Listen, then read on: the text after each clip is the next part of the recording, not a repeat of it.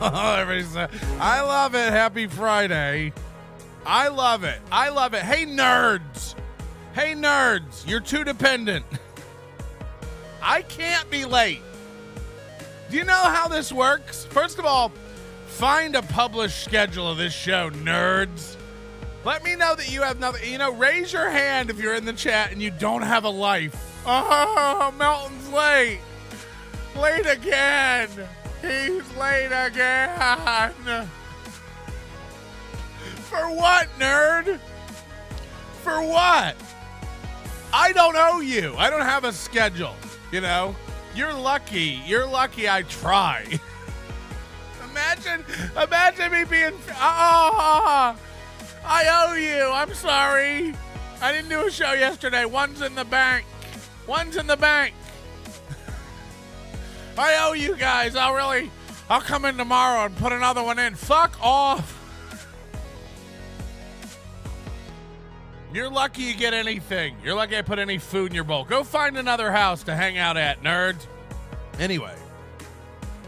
Yeah, that's the only... Jack the Tripper's that's the only valid complaint. I got up for your show. I would have slept in if I knew there wasn't going to be one. Good. Okay. First of all, stop waking up for shows. What is this, 1998? Must-see TV? Watch it when you wake up. I don't pull them down. Everybody get over it. I was talking to somebody yesterday. It's like, I'd rather have everyone mad that there's no show. I'd rather have everyone mad that the show's late.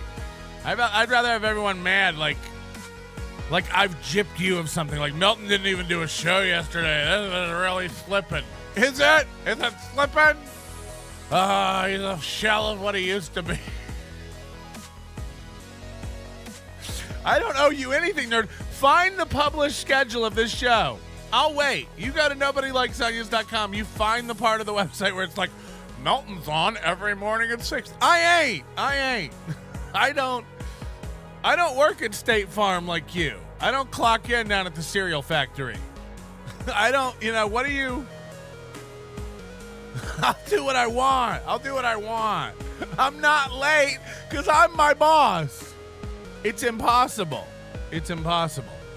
Anyway, hit the like button. Good morning. We're doing it. I got so many things to yell about today. And again, to all the nerds in the chat, oh boy, he's probably going to open with Hackamania. I am. Spoken like a loser who wants to come to Hackamania but can't. I can't. I'm not going to... guess what? Close to the election, I'll probably talk about the election. Close to Hackamania, I'll probably talk about Hackamania. When Aaron gets divorced, we talk about divorces. If Aaron gets remarried, we'll talk about that. We're going to talk about whatever's happening. Normal rules. So, again, raise your hand if I'm late and I've wrecked your morning. Raise your hand if, you're probably going to talk about Hackamania. He is.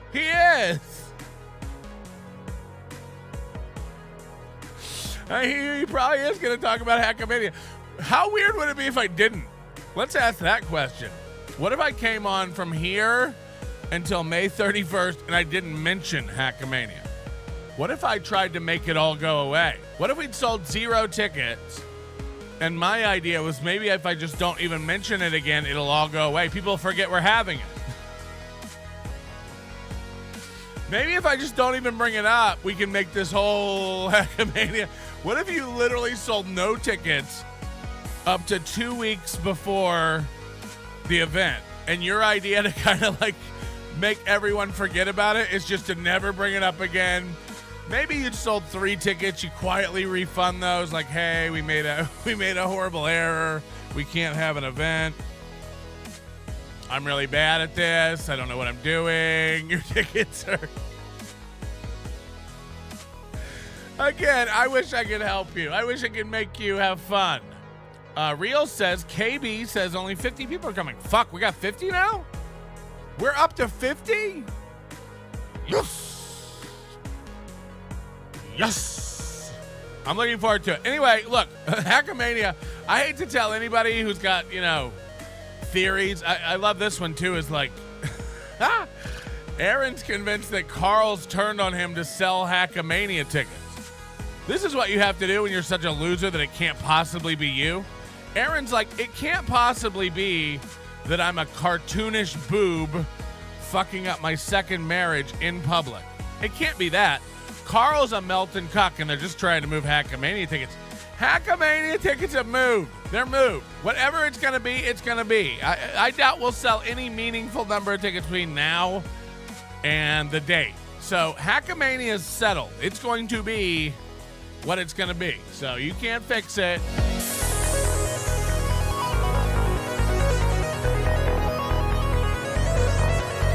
Like, it's pretty much, look, tickets are trickling in here and there. People buy a ticket here and there, but like, it's set. You know, the tickets are sold. The people are coming. Plane tickets are being bought. I talked to Joey C, you know, because the rumor going around, Ray starting this rumor that Joey C's not coming now. And Joey never said that. Joey's coming. And again, I've reiterated to Joey and Christina, we will not have any ratchet, thuggish, ruggish behavior going on. But anyway, it's a one-man show over here, and just to let you know, everybody, a lot of people get it, a lot of people don't, but you know, when I miss a show like I did yesterday, it's not laziness. I'm not sitting on the couch shooting up needles, even though I'd want to, you know, April Imholte style, but allegedly. But all day, you know, I'm a one-man operation over here, so stuff's got to get done, and I got to make decisions on priorities. And let's be honest, every show of NLO, it's just the same show over and over again. You know, what do you need? Put on a replay, and it's just what? Melton screaming at the fan, something about steel toe. Something. Get over it. Get over it. You know what I mean? I've gone to dark places, man.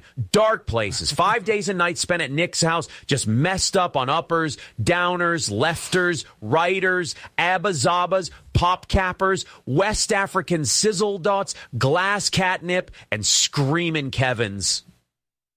I knew I had to stop before it was too late.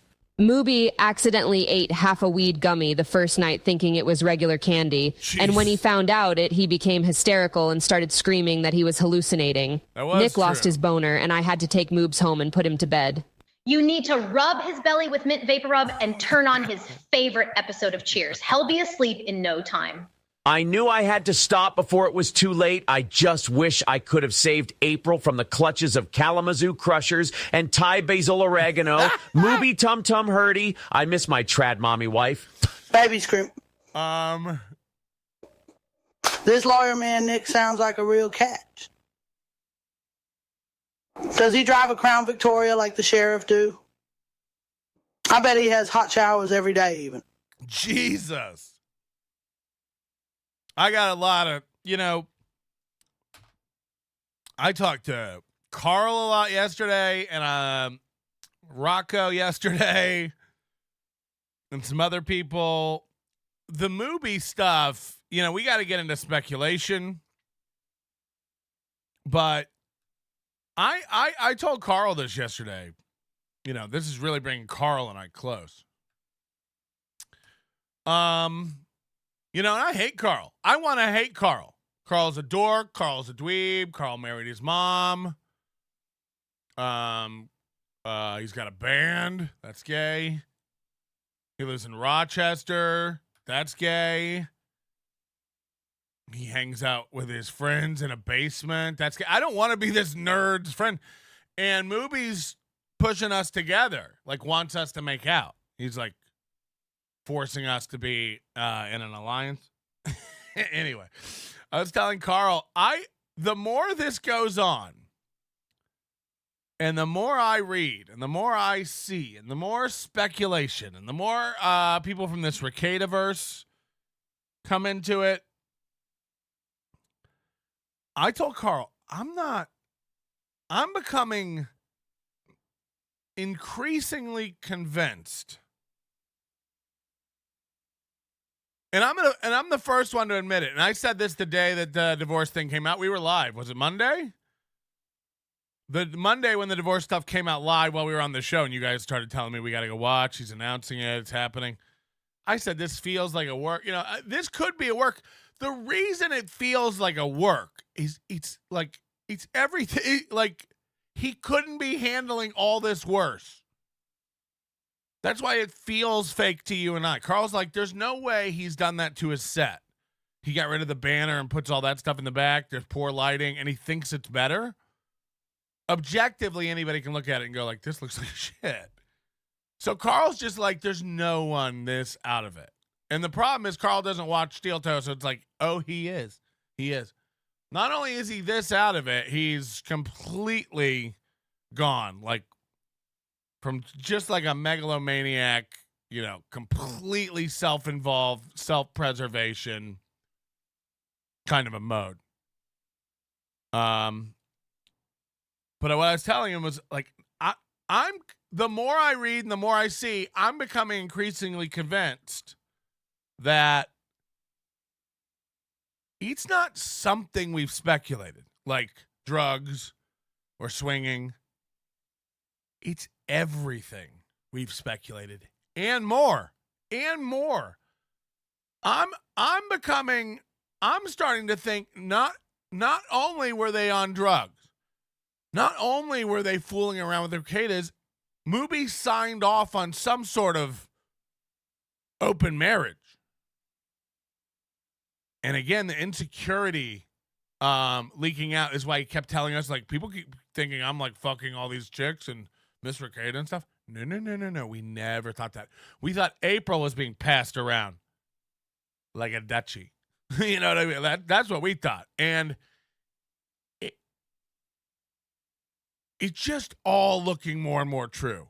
I can't believe it. It's like I said the other day, like, Melton, you didn't think they were going to get divorced? You made a divorce countdown. I'm a comedian. I make jokes.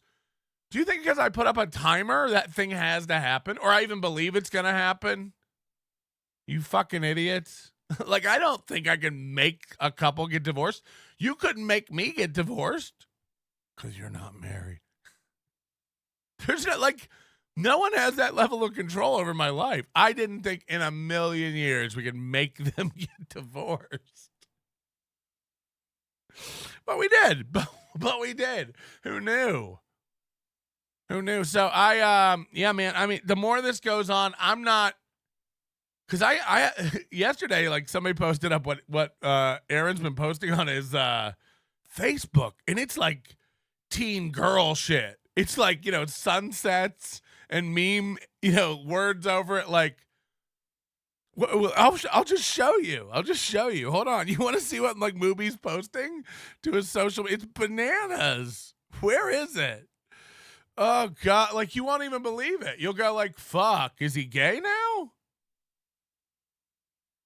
Is he gay now? Let me show you what this fucking clown's been posting. How do I show images on a computer? What if I was a real question? How do I show images on a computer? Anyone? Okay, I'm going to open these and show you. So, like, I get it. When people go like, no, it's a work. It's a bit. I do get it. I know what you're saying. Oh, no, we're getting a phone? We're having a phone this early? Hello? Hello? Oh, no. Hold on. I got to do my audio routing. It's fucked. Hold on. Hello? Hello? No? Can't do it? Okay, you let me know. I think it's working. I think it's you. Okay, so look at this. He changed his Facebook status to single, you know, which is fine. And then you got this. Like, imagine posting this. You didn't become selfish. You became harder to manipulate.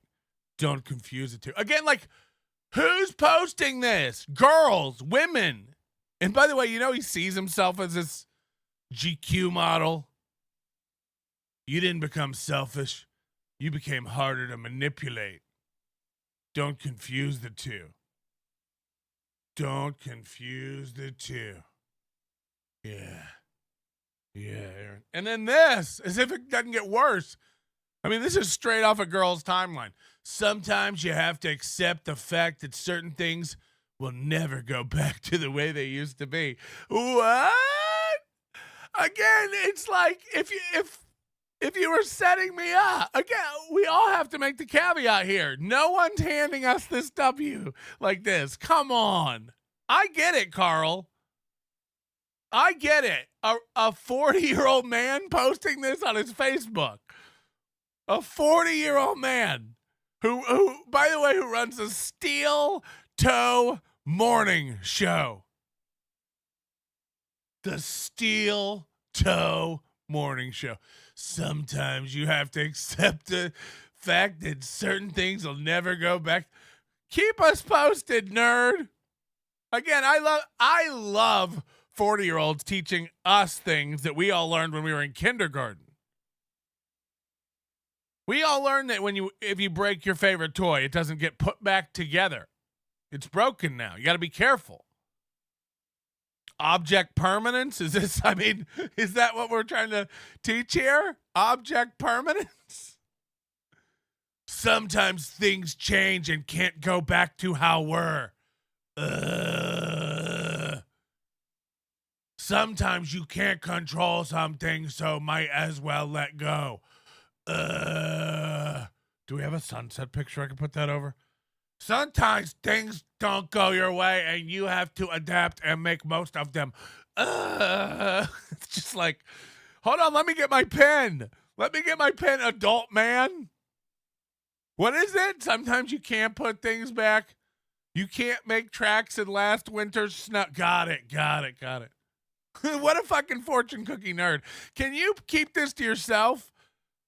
Again, if it was 2008 and you were my aunt, I could see posting this. Imagine 2024, nay, mid-2024, posting this. Is this going to help you reel in a new one, by the way? You know, what's your goal? To just keep getting softer and softer women to bed up with you? Like, Ashley LaRue, sorry, seems like a real one. You know? And I'm not, who cares if she has a hook nose like a witch? Ashley LaRue seems like she can hang and take it all. She used to call into your show and give you shit. I think that's why you got rid of her. She was too masculine for you. She challenged your testosterone and couldn't match your estrogen production. So you got rid of her and you got April, who cries at the drop of a hat. She could barely make a template for your proposal. She was so choked up. And then, I can't imagine posting this in public. I was when social media was new, I was never this guy. It's 2024, and he runs a show that doesn't put up with any grief or gruff, and he tells people how it is, and he's posting this shit. In the middle, Painkiller says, live, laugh, love. Yeah, it's literally that kind of shit. It's like, this is juvenile, elementary, all up in my feels kind of stuff. I mean, this is like AI-generated, thought prompts. This is it's so shit.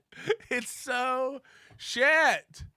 Sometimes you have to accept the fact that, sometimes you do. 38-year-old man who's on his third marriage, and he's going to get married again. We all go back to the clip of when he proposed to April. He's like, somebody's like, I thought you were never getting married again. He's like, first of all, way to read the room. This is the happiest moment of my life. Second of all, I believe that was before I met April. I believe that was before I met fantastic, fabulous April here. Look, yeah, I was never going to get married again, but then I met April. It's like, then I met a bitch who paints valves at a factory. She walked in smelling like petroleum products, and I was like, who is that? Who is that girl over there? Looks like a really cool bird. April looks like a really cool bird today. I saw her across the bar. Yeah, I wasn't going to get married, but then she strolled up smelling like paint. And I go, whoa, time out. Is she available? Because I'll throw away all my scruples to get with that. If she would just let me rub my penis inside her a few times, I'd buy her a ring. For real.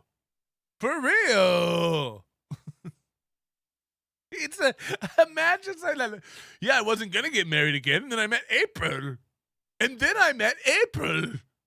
One of the smartest, toughest women in Minnesota. It's like, fuck. I can't sit idly by anymore while these idiots tell you how special their spouse is. How special could she be, Gino? She's with you. I mean, you're functionally brain dead. She's like, April's actually a really smart, really cool chick. She ain't. She's making out with your bald ass in a dark bar in the middle of nowhere, Minnesota. She ain't.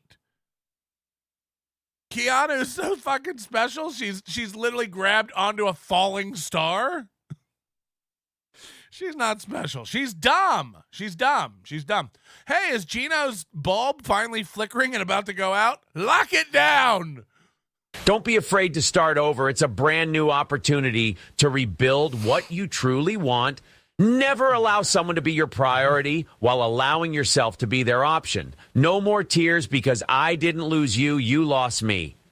Don't settle for being someone's sometimes. You thought that I'd be weak without you, but I'm stronger. You thought that I'd be broke without you, but I'm richer. You thought that I'd be sad without you. I love harder. I gotta hear the Baloney Factory again. Sorry it's long, but it's a good one. I've gone to dark places, man. Dark places. 5 days and nights spent at Nick's house, just messed up on uppers, downers, lefters, righters, abba-zabbas, pop cappers, West African sizzle dots, glass catnip, and screaming Kevins. I knew I had to stop before it was too late. Movie accidentally ate half a weed gummy the first night. They sound like drums or drugs and fireworks. You know, what's a screaming Kevin? Thinking it was regular candy. And when he found out he became hysterical and started screaming that he was hallucinating. Nick lost his boner, and I had to take Moobs home and put him to bed. You need to rub his belly with mint vapor rub and turn on his favorite episode of Cheers. He'll be asleep in no time. I knew I had to stop before it was too late. I just wish I could have saved April from the clutches of Kalamazoo Crushers and Thai Basil Oregano. Movie Tum Tum Hurdy. I miss my trad mommy wife. Baby scream. This lawyer man, Nick, sounds like a real catch. Does he drive a Crown Victoria? Does he drive a Crown Victoria like the sheriff do? The sheriff do. I bet he has hot showers every day even. All right, I don't know why we're singing. Some say love. It is whoa. We're getting the phones are really acting up today. Hello. You know, Aaron knows what he's doing. He has plans for the next wedding already. He said he wants to go with this officiant, a woman called Dawn, Vows by Dawn, because she's related to Mr. Cumia. So this is part of a master plan. Oh, Dawn Cumia. That was his sister, right? I remember that from the radio show. Dawn Cumia. Not Don Cumia, like a boss. Beloved chatter, what does Hackmania and April have in common? No matter how much it gets plugged, nobody's coming! Got him. Got him. We're never going to move a ticket. Anonymous, day without Flat Cat in the chat is like a day without sunshine. Oh, no. I forgot Flat Cat's band, honestly. I forgot all about it. But anyway, good on me. And, there's plenty of other women in the chat to pay attention to. FKA Mommy is here. She keeps sending me provocative pictures from around Europe to my email. You know, she's gallivanting around. She's on Lake Como posting pictures. She's in a Hackmania hat. And then she sent me a bunch of, what I can only describe as privates, customs. She said, don't share these with anyone. I think it was a test. Let's see if I would. And I didn't, But she's all over. See, she doesn't want this out there, but she's all over Europe. No, I guess Italy. She's sending me pictures from Tuscany and Lake Como and stuff. Como del Lago. And then, she's taking photos of herself in exotic locations and sending them to me like she's Flat Stanley, although she's the opposite of flat, if you know what I mean. She's heaving Stanley. Stanley? Anyway, you get it. Babonga! Okay, I got to Oh, no. get out of this. Anyway, you can send me photos of you on vacation. for me to delete. I don't mind it. I don't mind it. So send in your vacation photos. I'll look at those for, on average, 2.3 seconds and go, huh, and then delete it. I'm happy to do that. I'm happy to do that for anyone. I'll send your photos straight to my deleted box. Today's executive producer, DK. Look at this. DK, our buddy, who's also going to be a Hackamania unless something else comes up. Huh? Things keep coming up for DK. DK is going to film Hackamania and give it all to Chad, I heard. He's wearing some spy glasses. And thanking everybody who's pitched in to contribute to the show for May. Again, we can't do this without your love and admiration. So thank you very much. Happy to. I will bitch about this company in a second. Let's catch up on the memberships. Happy birthday to me, bitches. Spurk, Snake, Wake, and Bake. Let's get rowdy and have a good weekend. Hugs and firm handshakes all around. Notice me. Notice me, senpai. Notice me. Spurk, Snake, happy birthday. Good to see you. Brian S., member for 8 months. How dare you not show up when we tell you? As if. That's a good point. Mr. Panhandler, member for 10 months. Tukey shall not approach me either. First of all, Panhandler, you got to calm down. You know, again, you're like on something where you're running around, not paying attention to yourself, wagging your finger at everyone. I'd stop. You know, again, everyone is going to meet you, and then they're going to get to see, I've met you. So, again, I'm not going to say anything. But you are going to be in public with all these people, and let's not pretend like you're the most normal. Wink, wink, nudge, nudge. All I'm saying is, you know, maybe stop going around and telling everybody how it is, because they are going to meet you in real life, and then we will have to calibrate. Again, after you meet a guy, and then you go back to the chat room, and he starts telling you what's up, you go, okay, remember when we met you, and you were, okay. Right. So, you know, Cardiff Skids goes, here we go. I'm just saying, like, you know, the last thing I do, that's not true. I tell everybody how it is all the time and expect you to adapt. But listen, don't listen to me. I'm a fucking idiot. You know, you're dumb for being here. You're dumb for even tuning in and listening. Imagine listening to, the people go like, Patrick thinks he's a tough guy. He's going to tell everybody how it is. No, I'm amazed anyone's even here. Why? Why would you be here? What do I know about anything? Get out, nerds. I don't, like, it's so dumb. Rerun, member for 10 months. What did Panhandler? He's gonna leave again. Like, I'm not coming now. You said I was weird. We're all weird, nerd. Rerun, member for 10 months. Hey, good looking. Thought Knight was still behind me or something. Delco Lou, member for 4 months. Hope you had a great weekend. Thanks for the content. I hope you have a great weekend. I thought you were being. Reels gifted 5 memberships. Wow.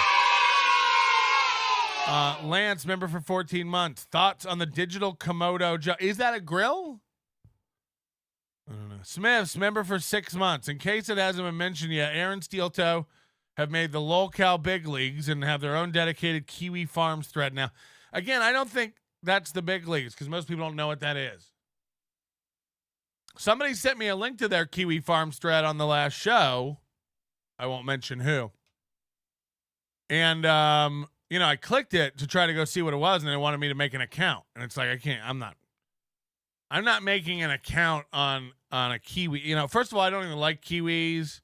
I'm never going to order some. So, you know, if I sign up, they'll just keep sending me coupons like, come on, please buy some kiwi. Dear Diary, how do I say goodbye to what we had? The good times that made us laugh outweigh the bad. I thought we'd get to see forever, but forever's gone away. It's so hard to say goodbye to yesterday. Oh, that needed some harmony. You know, I just, I don't know. Let me close these Aaron Imholte memes. Fucking.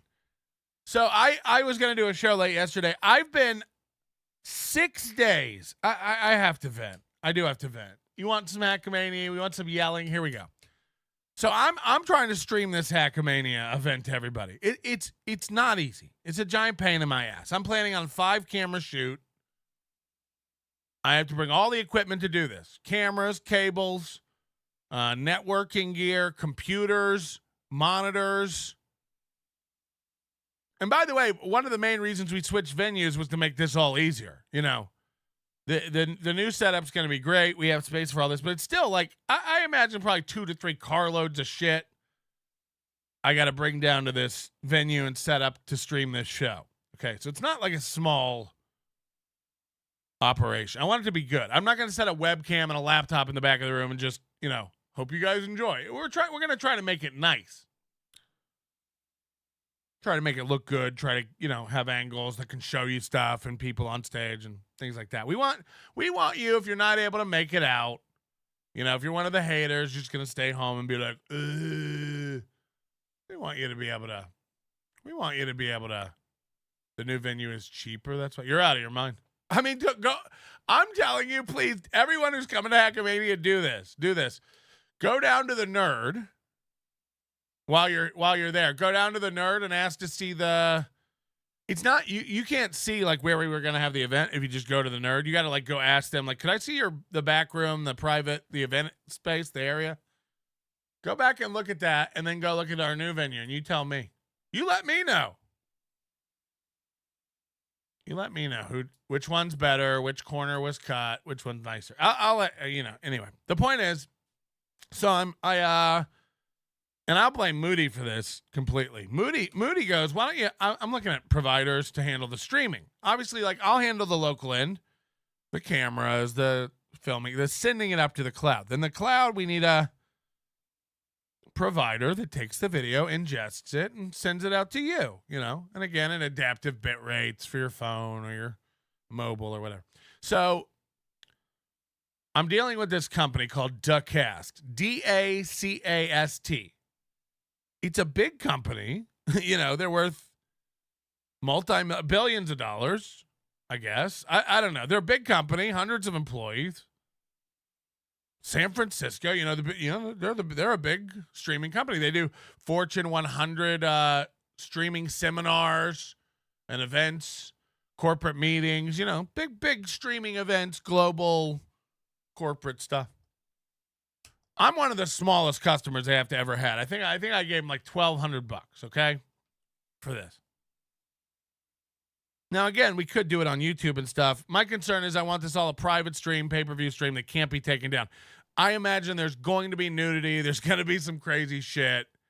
And I'd rather just have it all private. No worries. It won't be taken down. It'll all be up. Once you buy it, you don't ever have to worry about the stream going down. Other than, you know, just normal NLO, internet problems, which there's a good chance of. So I sign up for this service and I start setting up the events for the pay-per-view website. I want this up. I wanted this up a week ago, so you could buy the pay-per-view ticket. I go in to try to set the date for an event. Now again, we're gonna have 7 or 8 events. Every show is gonna be an event. So we're like the kickoff comedy show is an event. Win Earl Skakel's Money is an event. Rock Bottom Podcast will be an event. These are all separate, you know, streams. So I'm setting them all up. And I go to set the date. This is like one of the first fields you set. Like, what's the date and time of the event? Right. Got it. So I set the date and time for the event and I click save. And then what it does, it says, and it's all written clearly there. It says what we do is we take the date and we convert it to UTC. And we store all dates as UTC. Now that's, again, universal time. What is it? Universal time. What's the C? Coordinated universal time, whatever it is. Greenwich Mean Time. You know what I mean?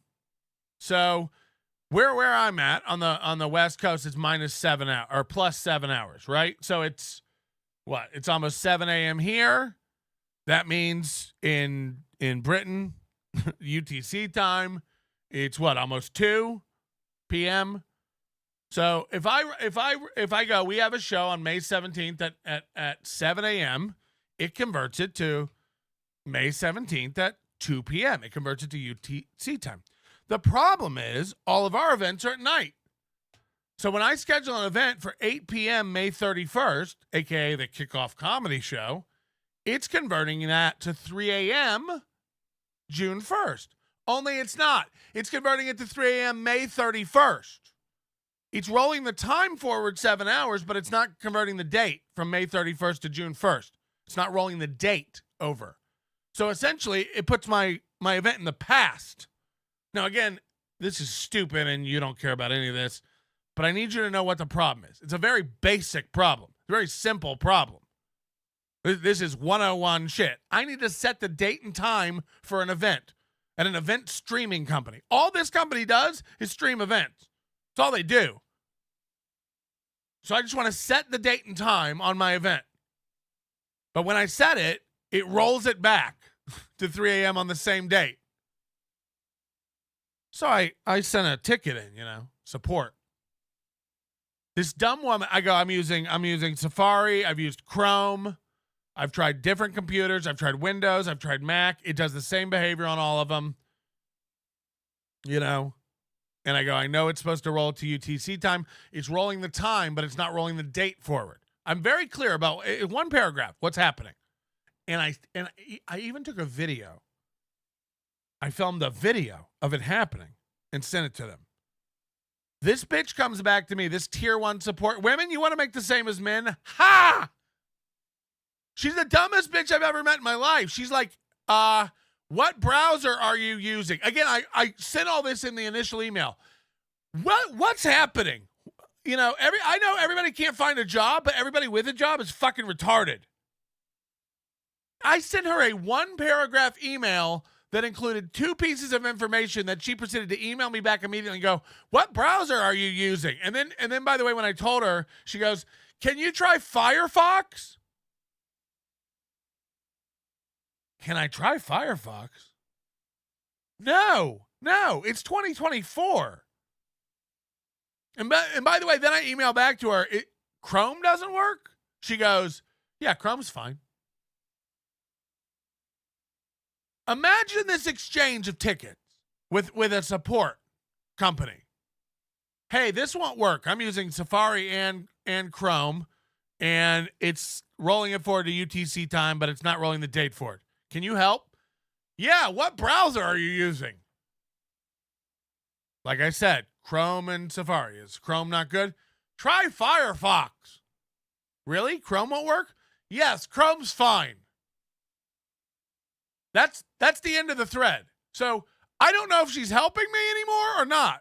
So I have to send back another message that goes, great. So I'm using Chrome and I'm still having these problems. Can you help? No answer. 2 days go by. No answers. I get elevated to tier 2 support. No answers all day. Where our engineers, our developers are working on this.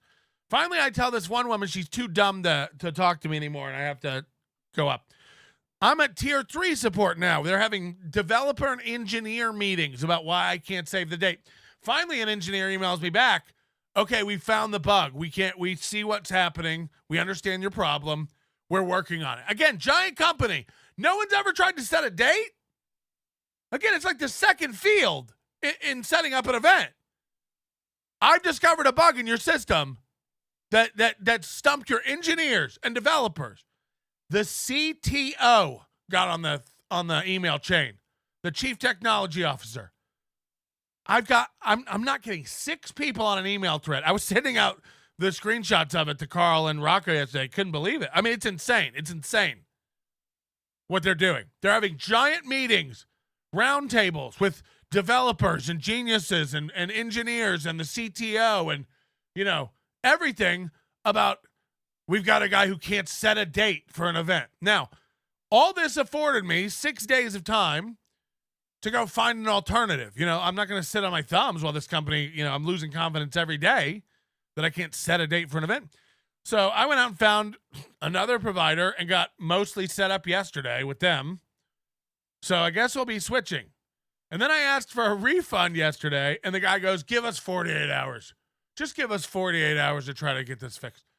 Give you 48 hours to fix a bug where I can't set the time for an event? We're not trying to split the atom. You're an event streaming company.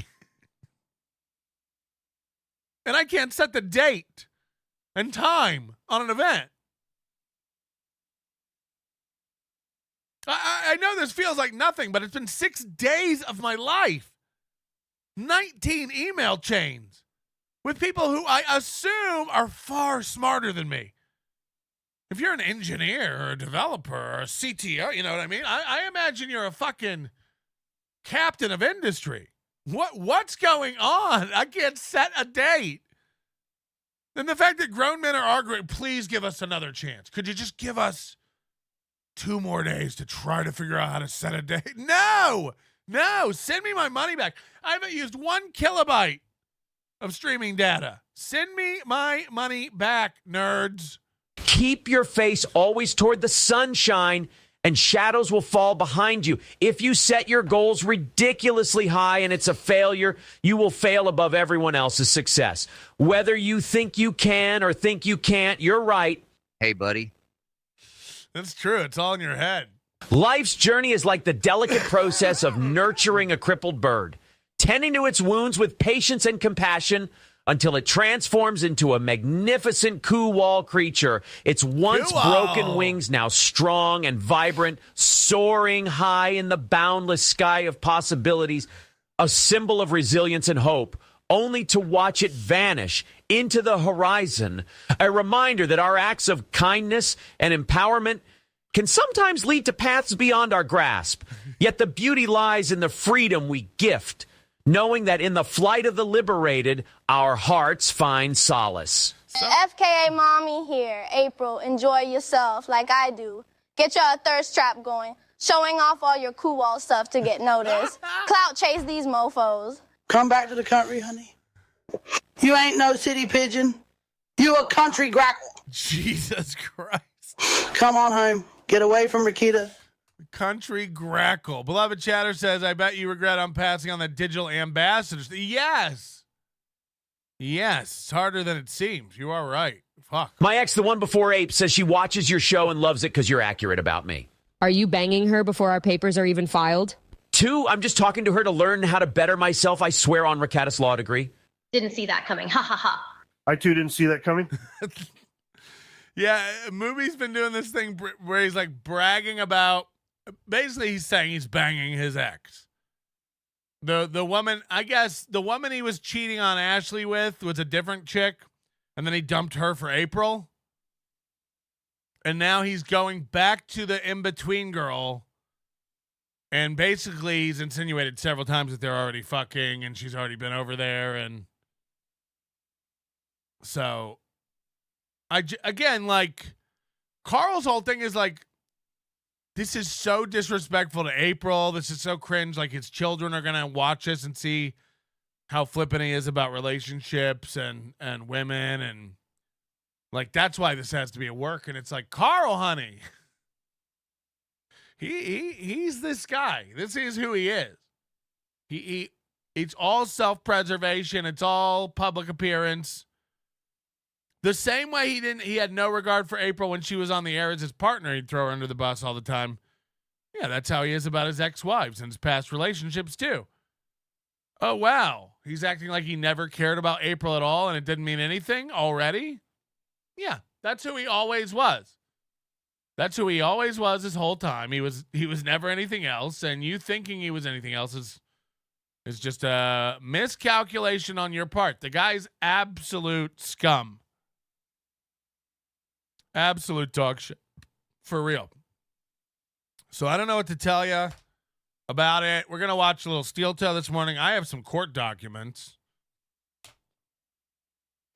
in my possession that I think you're all going to want to hear. And in the interest of not clickbaiting, y'all, they're his previous divorce documents. They're not April. So again, little clickbaity. You goddamn right. You got to keep up with the Joneses. But no, I've been wanting to go over these for a while, and we have his previous divorce documents, and I think it'll offer. Why is it doing that? That's the real problem. Why is it doing that? Hello? Hello? You know, Mike Morse wrote a book about comedy. Do you think Aaron should write a book about relationships? Well, yeah, that's a good point. Mike Morse wrote a book about comedy called Ha Ha History.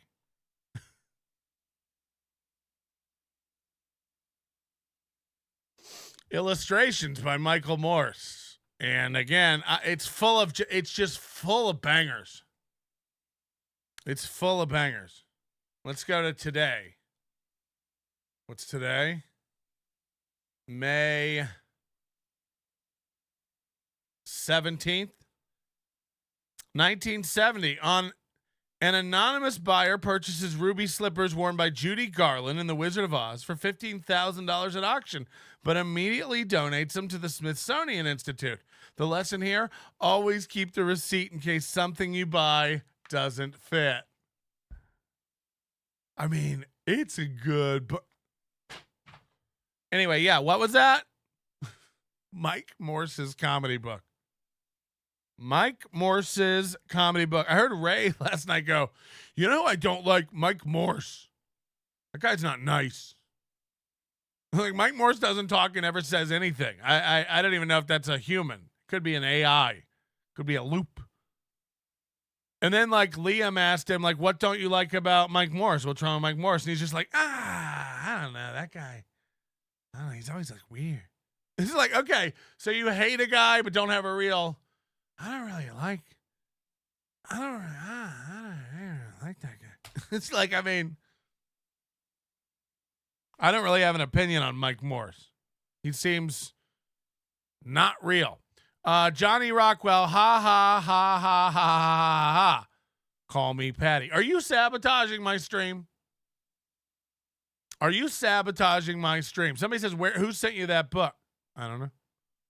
I think I bought it myself. Hi, this is Jesse Path, and I am going to take down the Dabblerverse pizza. Hey, buddy. I'm going to take down the Dabbleverse pizza.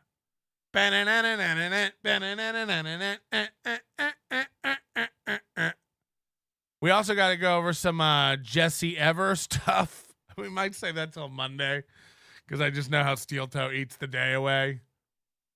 I know how Steel Toe eats the day away. Look at that. It rings once. It's very weird. I don't know what's happening with my audio. Hello. Hey, Patrick. Honest question. Where do you think Steel Toe is today if you never found him? I don't know. That's a good question. I don't know. I don't think for 1 minute that, like, I've wrecked this guy, but I know I haven't helped. I'll say that. I know I haven't helped. And he can pretend. He's doing this thing right now where he's like, Johnny and April aren't built like me and Corey. You know, we can take anything and let it roll off our back. It doesn't really affect us. Anyone with a brain knows that's not true. Mubi is very affected by all of this. This thing he's doing, and I think some of his people are so dumb they buy it. Like, no, I'm able to let all the internet stuff roll off my back. I don't take it home with me. I don't let it concern me. You do. It eats you alive. It wrecks you. We've seen the raw emotion come out of you.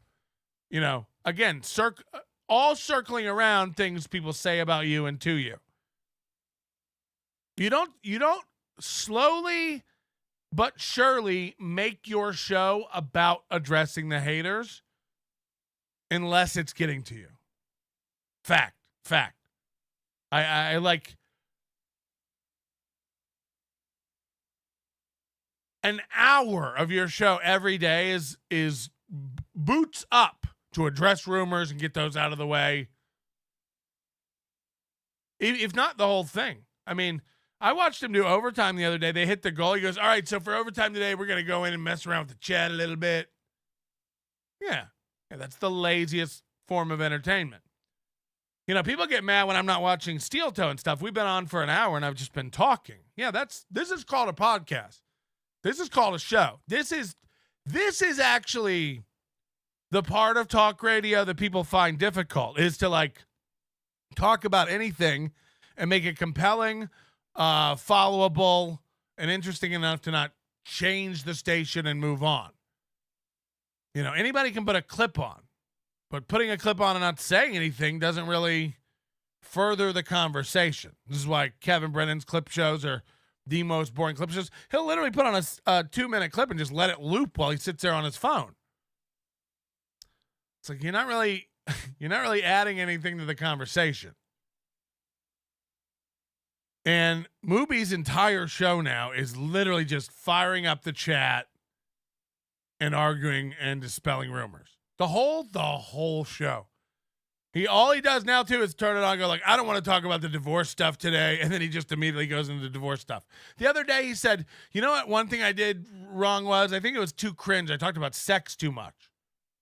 I talked about sex with April too much. You guys get it. We have sex. Like, I don't need to keep bringing it up. It got gross. And him bringing that up reminded him of 2 sex stories about April. And then he immediately went in and told those 2 sex stories about April.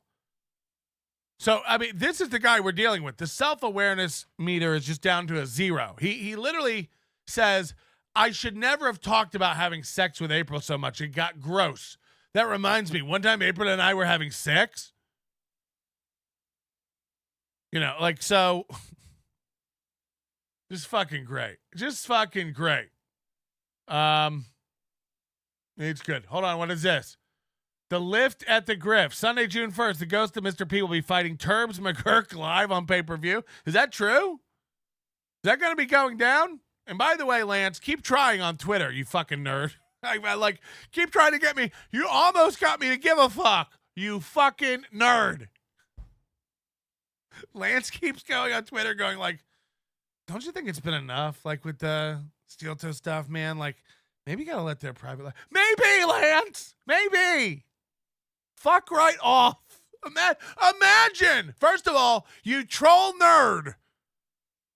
You're just out of nowhere. Now you're going to, like, could I get a serious moment here real quick? Lance here. You know, we have a lot of fun with the embroidery shop and stuff, but if I could give you some real, you can't. You can't. You got to know that. You got Lance in your pants? You got to know that nothing you say matters to anybody. You got to know that.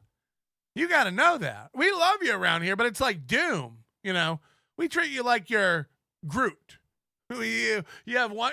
You got like one thing you say, and then we all go, and then we move on. We don't mind it, but you know, stay in your lane. Don't try to elevate your thought process and pontificate. We don't care. Lance, you know, Lance made a really good point. Maybe I should shut up. Shut up, nerd. Lance, if you ever try to come at me serious again, I'm going to fall down. Lance trying to give me a morality lesson. I think you've gone, who cares, nerd? Who cares? You think? Stop that. It doesn't serve you. You think. Crap Cat, who's the new LaRue? Again, I don't even know what that means. All this negativity isn't good, honestly. Just try. Don't worry about it. No one's negative. You're a fucking loser who's miscalibrated. You feel too much. You're like Aaron. You're like KB. Melton's contacting my family. No, I'm not, nerd. No, I'm not. And no one's negative over here. What is. Aaron did that to himself. I had nothing to do with it. He married a woman he had no business marrying, and it fell the fuck apart when he woke up and the pussy wore off. Fuck you, dog. There's no negativity over here. There's none. I'm not invested in Aaron. Again, no one gives a fuck. No one's rooting for their failure or their fucking success. No one. What happens. We're just watching it, nerd. We're just watching it. If it's negativity, guess what? He brought it on himself. I'm in the house of positivity over here, baby. Sun's shining. No one's upset. No one's mad over here. We're laughing it off. And again, either way, even if there was some commentary to be made that could somehow course correct a Melton who's lost his way and is headed for the dangerous rocks of negativity, you ain't the one, motherfucker. Again, stay silly, Lance. Recalibrate. You're not the motherfucker. To go around just, you know, telling everybody how it is and start rumors and lies and trolling. And then you're going to come like, actually, if we could just 1 minute, I have something to say. Shut up. You're a silly bitch. Stay silly. Stay silly, bitch. Because guess what? When you try to say serious stuff, we assume it's silly, bitch. Because you're a silly bitch. It's like I'm a silly bitch. Don't think anything I say is real. I'm a silly bitch. So, you got to learn your lane. It won't stop. I won't come down. I keep stock with a tick-tock rhythm, a bump for the drop, and then I bumped up. I took the hit I was given, and I bumped again, and I bumped again. How do I get back there to the place where I fell asleep inside you? How do I get myself back to the place where you said I want something else to get me through this semi-charmed kind of like baby? Hey, buddy. The way I approach talking to future prospects is like that scene from Glengarry Glen Ross, Alec Baldwin's character with the ABCs of sales, always be closing. Then later on in the film, do you remember this? Yeah, so Ed Harris' character says, as Kevin Spacey's character goes to get some coffee, and he yells, "Coffee's for closers. My next woman will be forced to watch this movie on our second date. Call stuff." And then I'll act it out for her on the far side of the bed. I hope you don't mind Mac salad stains on the sheets. That trust fund, King Cobra Jesse, can pry the Dabbleverse from my diseased and riddled dead fingers. Greetings, associate. Hey, buddy, turned into Greetings, associate. Greetings, associate. Greetings, associate. All right, it's Rumble Friday where Aaron just ruins his show by playing country music songs for $5 a pop. Aaron turns his pro show into a fucking TuneCore machine. What are those? Those machines that what do they call the oh, Jesus Christ, what's wrong with me? The jukeboxes. Is it TuneCore? It's not TuneCore. Tune box. Amplitude. What's it called?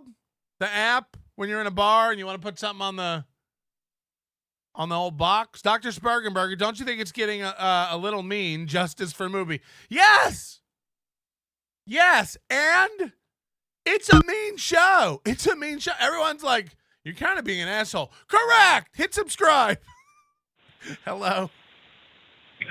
Mr. Melton, I have a theory. Do you think Mooby was do you think April, when Mooby and April met, April had the scent of the paint from the valve plant on her, and that's what enchanted Mooby? He got a fucking high off of the paint. Yeah. From paint scent from April. Yeah. So I would love your thoughts off there. Thank you. Yeah. The either that or maybe the turpentine from cleaning the paint off. Either way, he was getting a waft of some sort of fume that made him just valve drunk. He had to break himself a piece of that valve paint woman off. Again, like what did Keanu? What's Keanu's other employment option, nerds? I'll wait. You guys can try your whole life to convince me that this valve painting slut that he pulled out of a factory because of his narcissism was a rare talent for radio. Again, Kiki was on there yesterday. Gino was on his show today going like, you two together, though, on radio. It was like dynamic. It was powerful. You guys were really good together. No, they weren't. What's wrong with everybody? Ron and Fez were magic.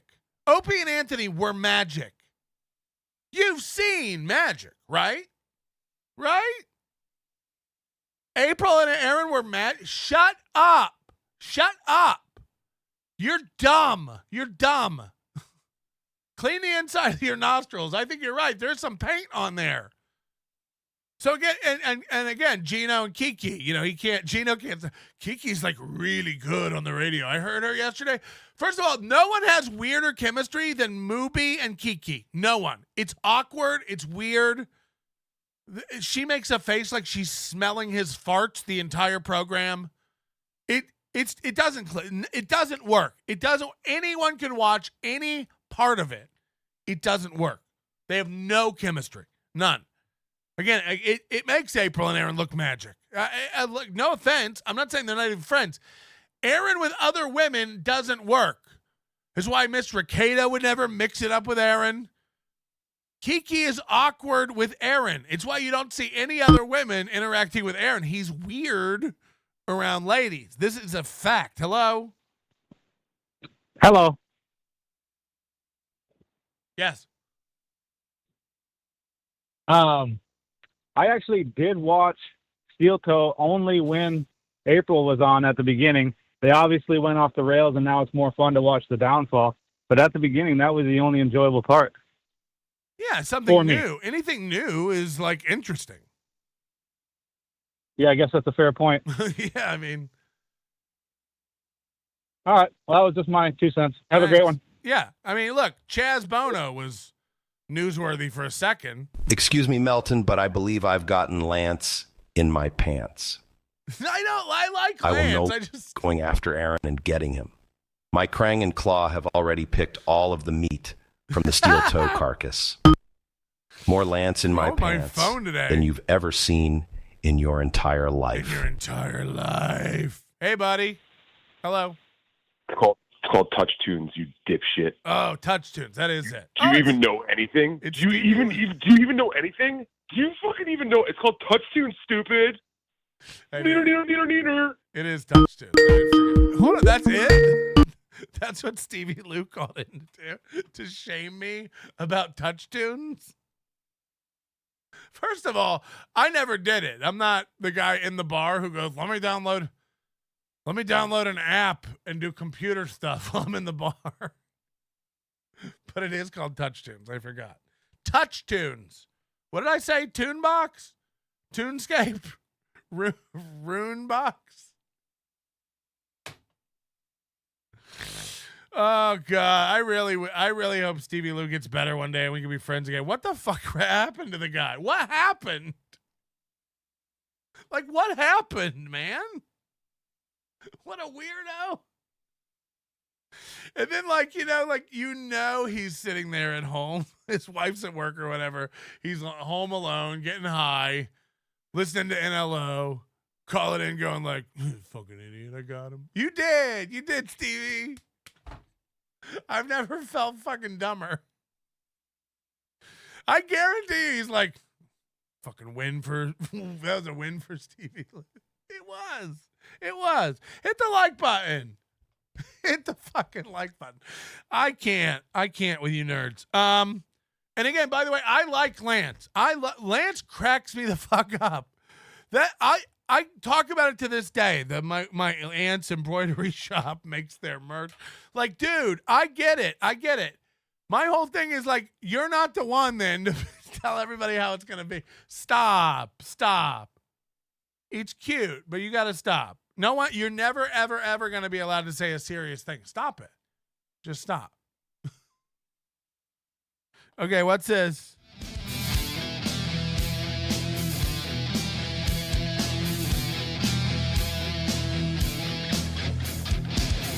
Now, everybody,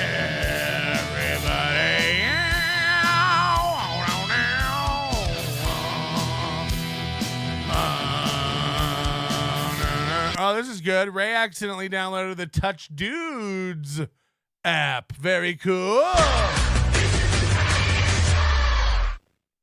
It's called Touch Tunes, you fucking idiot. It's like, all right. Stevie comes in if I had to describe Stevie Lou as anything, it'd be calibrated and appropriate. The appropriate energy for no matter the circumstances. He comes in with the right energy. He's really good at that. Good morning, everybody, and welcome. Oh, turn that off for a second. What's going on with this setup? We got the Stonies logo. Look at this. The Stonies logo is kind of reversed. He's rolling over, like half of his torso's on the right side for no reason. What is this setup? Second till Gino gets here. There we go. Welcome to. So right away this morning, something's going on. I've never seen anything like this pop up on a guy's lip overnight. Now, it's so distracting. It's massive and white. Now, I think he's put medicine on it. He's got a massive heater on his lip. I mean, look. Kevin's was distracting. This thing is enormous. It's enormous. I thought for a minute, I thought he had a new co-host. He had put some googly eyes on that thing and let it talk. Jesus. B-Snack says it's from stress. Yeah, probably. All these guys, all these guys. First, Melton came for Steel Toe, and I did not speak out because I was not married to a scrimp. Then he came for the Mud Shark, and I did not speak out because I don't steal from veterans. Then he came for Lance, and I did not speak out because my aunt didn't have an embroidery store. Right? Then he came for me, and there was no one left to speak out for me. That's the goal. Get them all. To the show. I mean, look at that thing. Look at that thing. It looks like he's got a cracker stuck to his lip. I mean, fuck, dude. Fuck. It doesn't look like a herpes sore. It looks like he burned his lip off. I mean, it's rough. All these guys have herpes. And again, I'm not herpes shaming anyone. I know like 1 in every 3 people have herpes, but even a lot of people with herpes never even develop symptoms, never have an outbreak in their life. I mean, this is Stuttering John, Kevin Brennan, and Aaron Imholte now all have lip heaters at the same time. They all have giant fucking lip blisters because of stress. Keep telling me about how the negativity is not good for me. I'm giddy. I'm not kidding. Do you think when I leave here I'm sad ever? It doesn't happen. I'm like, no one laughs at his own show more than me. People hate it. I'm dying. Like, the minute I'm not having fun, we'll watch something else. If it sucks, we'll watch something else. It's all fun. No one's contacting family. No one cares what Aaron does or if he gets married again or divorced again. No one cares. We're just laughing at what he says and does. We don't need to do anything to this guy. Again, I always say I'd prefer these people don't know I exist. I don't want to have influence over this. Now, look, we can't help but have influence over it, especially when a lot of the people who listen are uncontrollable spurgs, emailing Aaron, emailing April, trying to get stuff canceled, fucking around people. Like, I don't do that. And I'd rather you not do it, honestly. But I'm not going to say Aaron pretend it's not funny. You know, I don't want to encourage Ian Hawke's behavior. I don't. But if Ian Hawke goes out and does something to somebody that's very funny, I'm going to sit here and be like, not very funny. It is. It is sometimes. It's over a line. I wouldn't do it. I don't necessarily support it. Is there a day coming very soon where Ian Hawke's going to have to go from our Discord? Yes. It's going to have to wait till after Hackamania. He's gone. I'm sorry. Hello. Hey, Patrick. Are you going to just cover Steel Toe permanently from now on? This stuff is just getting No, this is the new show. It's all I do. No, I've gone 20 years covering different stuff, but now I'm permanently on Steel Toe. I'm never getting off of it. Yes. It's a great question. Well, I mean, no, it's just boring at this point. I had a subscription. I didn't ask for your help. I didn't ask for your opinion. You asked me if I'm ever going to do anything else, and I said no. Your question's been answered. Fucking seems like a lot of nothing burgers. Maybe Carl was right. I don't know. Maybe Carl was right. Do you have another question? Maybe. I answered your question. I'm never doing anything else ever again. Move on. This is the Steel Toe Show now. What a nerd. Again, go find help. You're too deep. You're too deep. This is the only show where I'll let you know when you're too deep. Go outside. You're too deep. If you ever feel like sending me an email because I didn't do a show today and you're going to let me know a piece of your mind, you're too deep. If you ever have opinions on what I'm doing too much of or what I should circle back to, you're too deep. And more importantly, if you think I'm never going to cover anything else and is this all it's going to be from now on, you're too dumb. You're too dumb to listen to this show. Again, imagine you being around during the Ty Rivera era. It took 2 years for me to make him move to another city. It took 2 years. You don't think people got tired of Ty Rivera? This guy broke in 10 months. This guy snapped in 10 months. You're welcome. Are you ever going to cover anything else? No. I doubt we'll ever cover anything else. You impatient cunt. It's like, it'd be like the week after 9/11, you calling into CNN. Are you guys ever going to show any other image but the Twin Towers on fire? Jesus. This happened this week, motherfucker. This was Monday. It happened Monday, nerd. So we're talking about that this week, you know? Yeah, what should I do? Fire up Chad? Not doing anything? I haven't watched one Chad show since he worked with Swartzen like 2 months ago. Chad's doing nothing. Chad lost his bicycle or left it somewhere drunk or got hit by a car and left it in a ditch. And then he went online and grifted for a new bike, and then his listeners bought him a new bike. And now he needs $3,200 worth of dental work done. And so he goes live to collect $3,200 from people to pay for his dental work. That's what Chad does. KB goes live every day. Why? Money. Ray goes live every day. Why? Because money. If I go live, I get money. Fuck you. I don't need to go live to get money. I'll skip days. I don't give a fuck. Get money. Why go live? To get money. Why go live? You get money. Go live and get money. Fuck.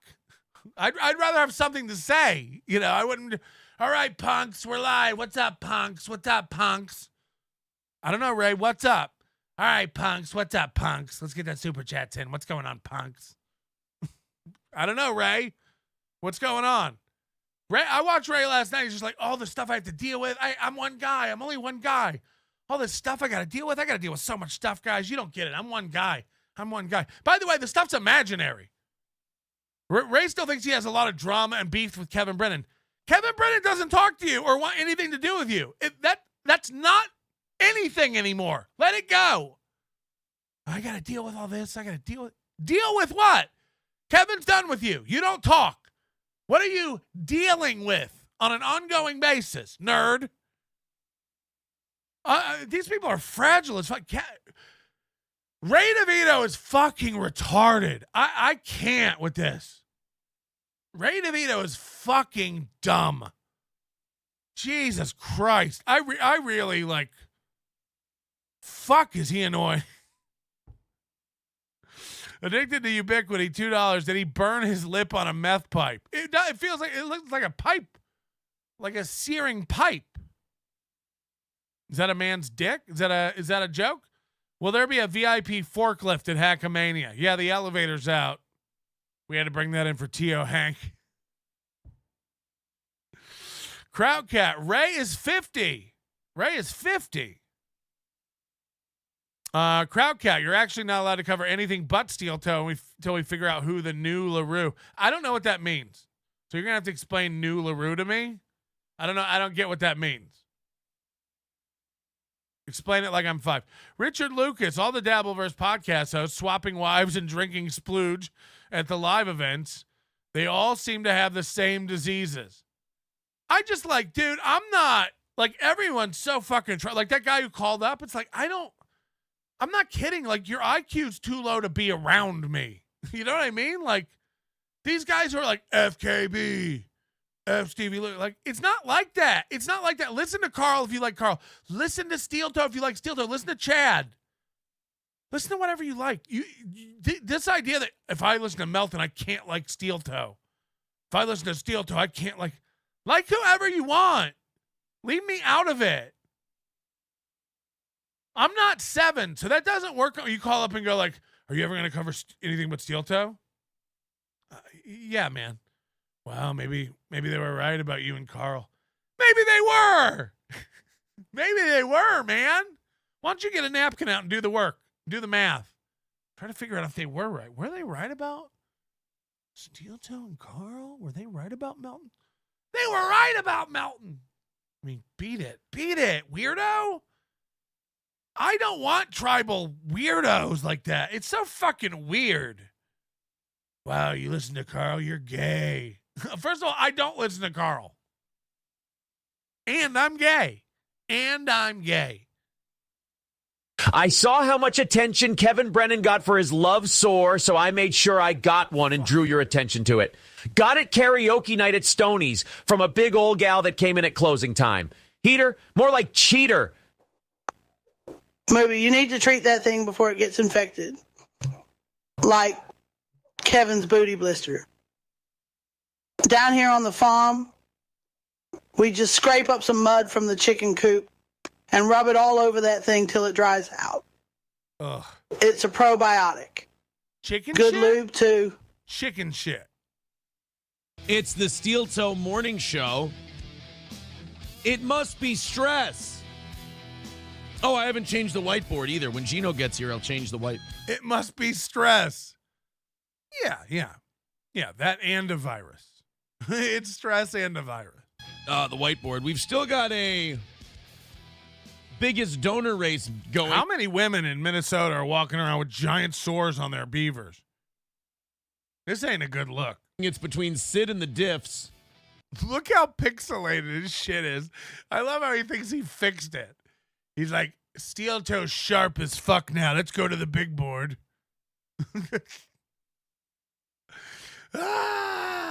Sid's at 270.99. Says he's going to gift his VIP if he wins it. Hirohito diff at 160, Genghis diff at 140. That means, and we've been hitting all the goals and everything this week. That means that a lot of this week has been smaller donations, which I'm very encouraged by.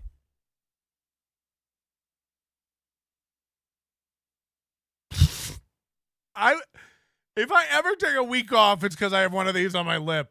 I didn't even go to Hawaii. I just had 9 herpes sores that week, and I didn't want to come on live. 5, 10 at a time from many different people. I like that. Thank you, guys. It's been an incredible week. We've shared some big... Is it ever not an incredible week? Is it ever not a tremendous show? Are they ever not fantastic? Has the goal ever not been, you guys are obliterated? You guys have been great. News on this program. We've talked. I mean, it gets weak. This thing has its own life. This thing has its own zip code. I skipped forward to stupid Gino. YouTube chat so everyone can jump over when they want to. J-Dub says Paul Heyman was a good orator, also good at bouncing checks too. Oh. That is that allegedly or no? Wait till it bursts. And all that strawberry jam comes leaking out, and then we're going to have to look at this dark red sore. It's right in the middle. Secret Squirrel says it's definitely a burn. I don't know. It could be a burn, but it could just be a giant fucking cold sore. Unique Name says Black Friday. Well, not if we can help it, Unique Name. Let's take it easy with all the Friday namings. I don't mean to It looks like his lip is wearing a Klan robe. I mean, it's just so fucking big. I don't mean to tell tales out of school, but I've been so busy this week, I haven't even went golfing. Can you believe that? Going tomorrow morning, dropping the kids off at the grandparents, and then going with some of my friends to go golfing. So I will rectify that on Saturday. So it's his weekend with the kids, and I think he gets them. Well, we're gonna see in the divorce paperwork in a minute. He gets the kids at noon. That's when he gets custody of the kids, and he has to turn them back over to Ashley LaRue every night at 6 p.m.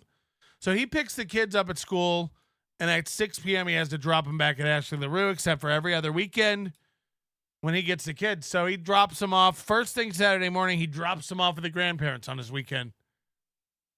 Maybe you should just go play golf on the weekend without your kids and spend time with your kids. Especially, again, there was just like a Mother's Day, and they're missing a mother. So maybe during this difficult time, spend some time with your kids. DK says meth pipe burn. I mean, look, it's like I said, I don't discount what you guys are saying. I'm the more it goes on and the more he talks, because he can't shut up. He keeps leaking stuff out. He says he's not talking about anyone else, but he's disparaging April left and right by what he's not saying. And I'm not kidding. The more it goes on, the more I'm inclined to think it's not only something we've thought of, it's all of it and more.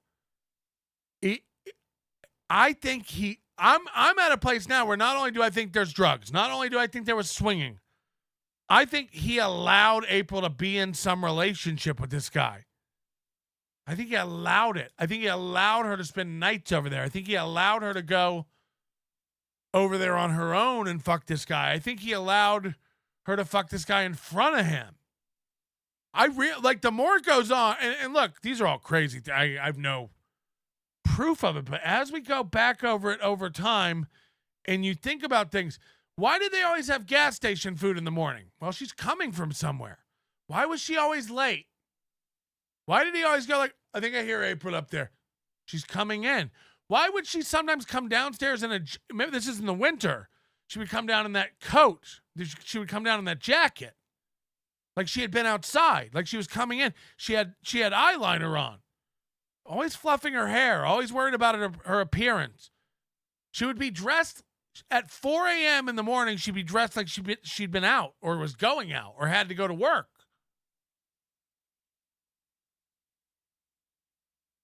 All these tickets in the middle of the night, speeding around. Several tickets. Where are you coming to? Where are you going from so fast? And then months ago, she gets a ticket in January. She picks Rekieta to be her lawyer to represent her in Zoom court. Fast forward a few months, everything's falling apart with Aaron.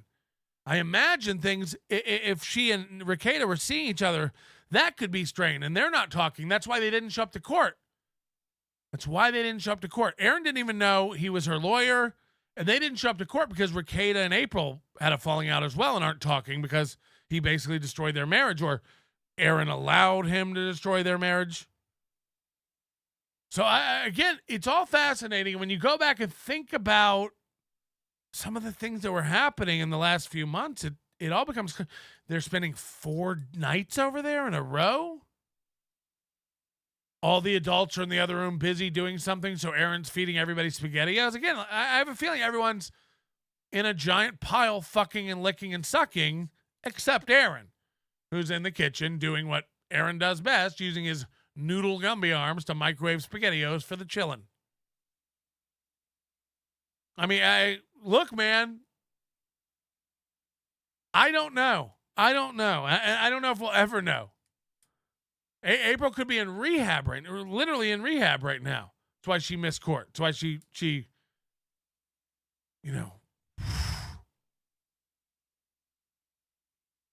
I don't know, man. I don't know. It's just fascinating. And again, I'm not invested in it. It's not too much negativity. This is just what's happening. And this is like my don't fuck with cats. I'm just trying to figure it out.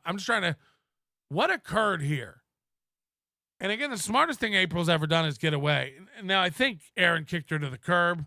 That's what he says. But either way, I think this is going to be the best thing for her in the long run. Age of Quarrel, didn't you hear? Chad has a girlfriend now. She's not on social media, so you wouldn't know her. Another related news, she's not on social media, is that she goes to school. Yeah, she lives in Canada. Yeah. That's a ticket. Say hello to my new co-host right out in front on the bottom of my lip. I already made that joke, Doug. Doug's got a new voice over on Pat Dixon's channel now. We cloned Doug's voice. I made that joke already, Doug. I go, whoa, was that his new co-host? But you did it too. Crowdcat, the new LaRue is whoever Aaron starts dating next. Got it. I don't know. Again, LaRue's probably happier than she ever been in her life. Anonymous, can you reset the divorce clock and start the cancel the October 13th Biscante nuptials clock? Yeah, I do. Look, Gino and Kiki are going to start doing shows together, too, as a married couple. That'll be great. We've learned nothing, and we're some of the dumbest people on the net. Dr. Spergenberg, I just tuned in. Will you be covering Steel Toe forever? Probably. Joseph Amos, can you please stop covering anyone and just sit there like a humpback dumpy? Should we do a wordless Wednesday? Would you guys like that?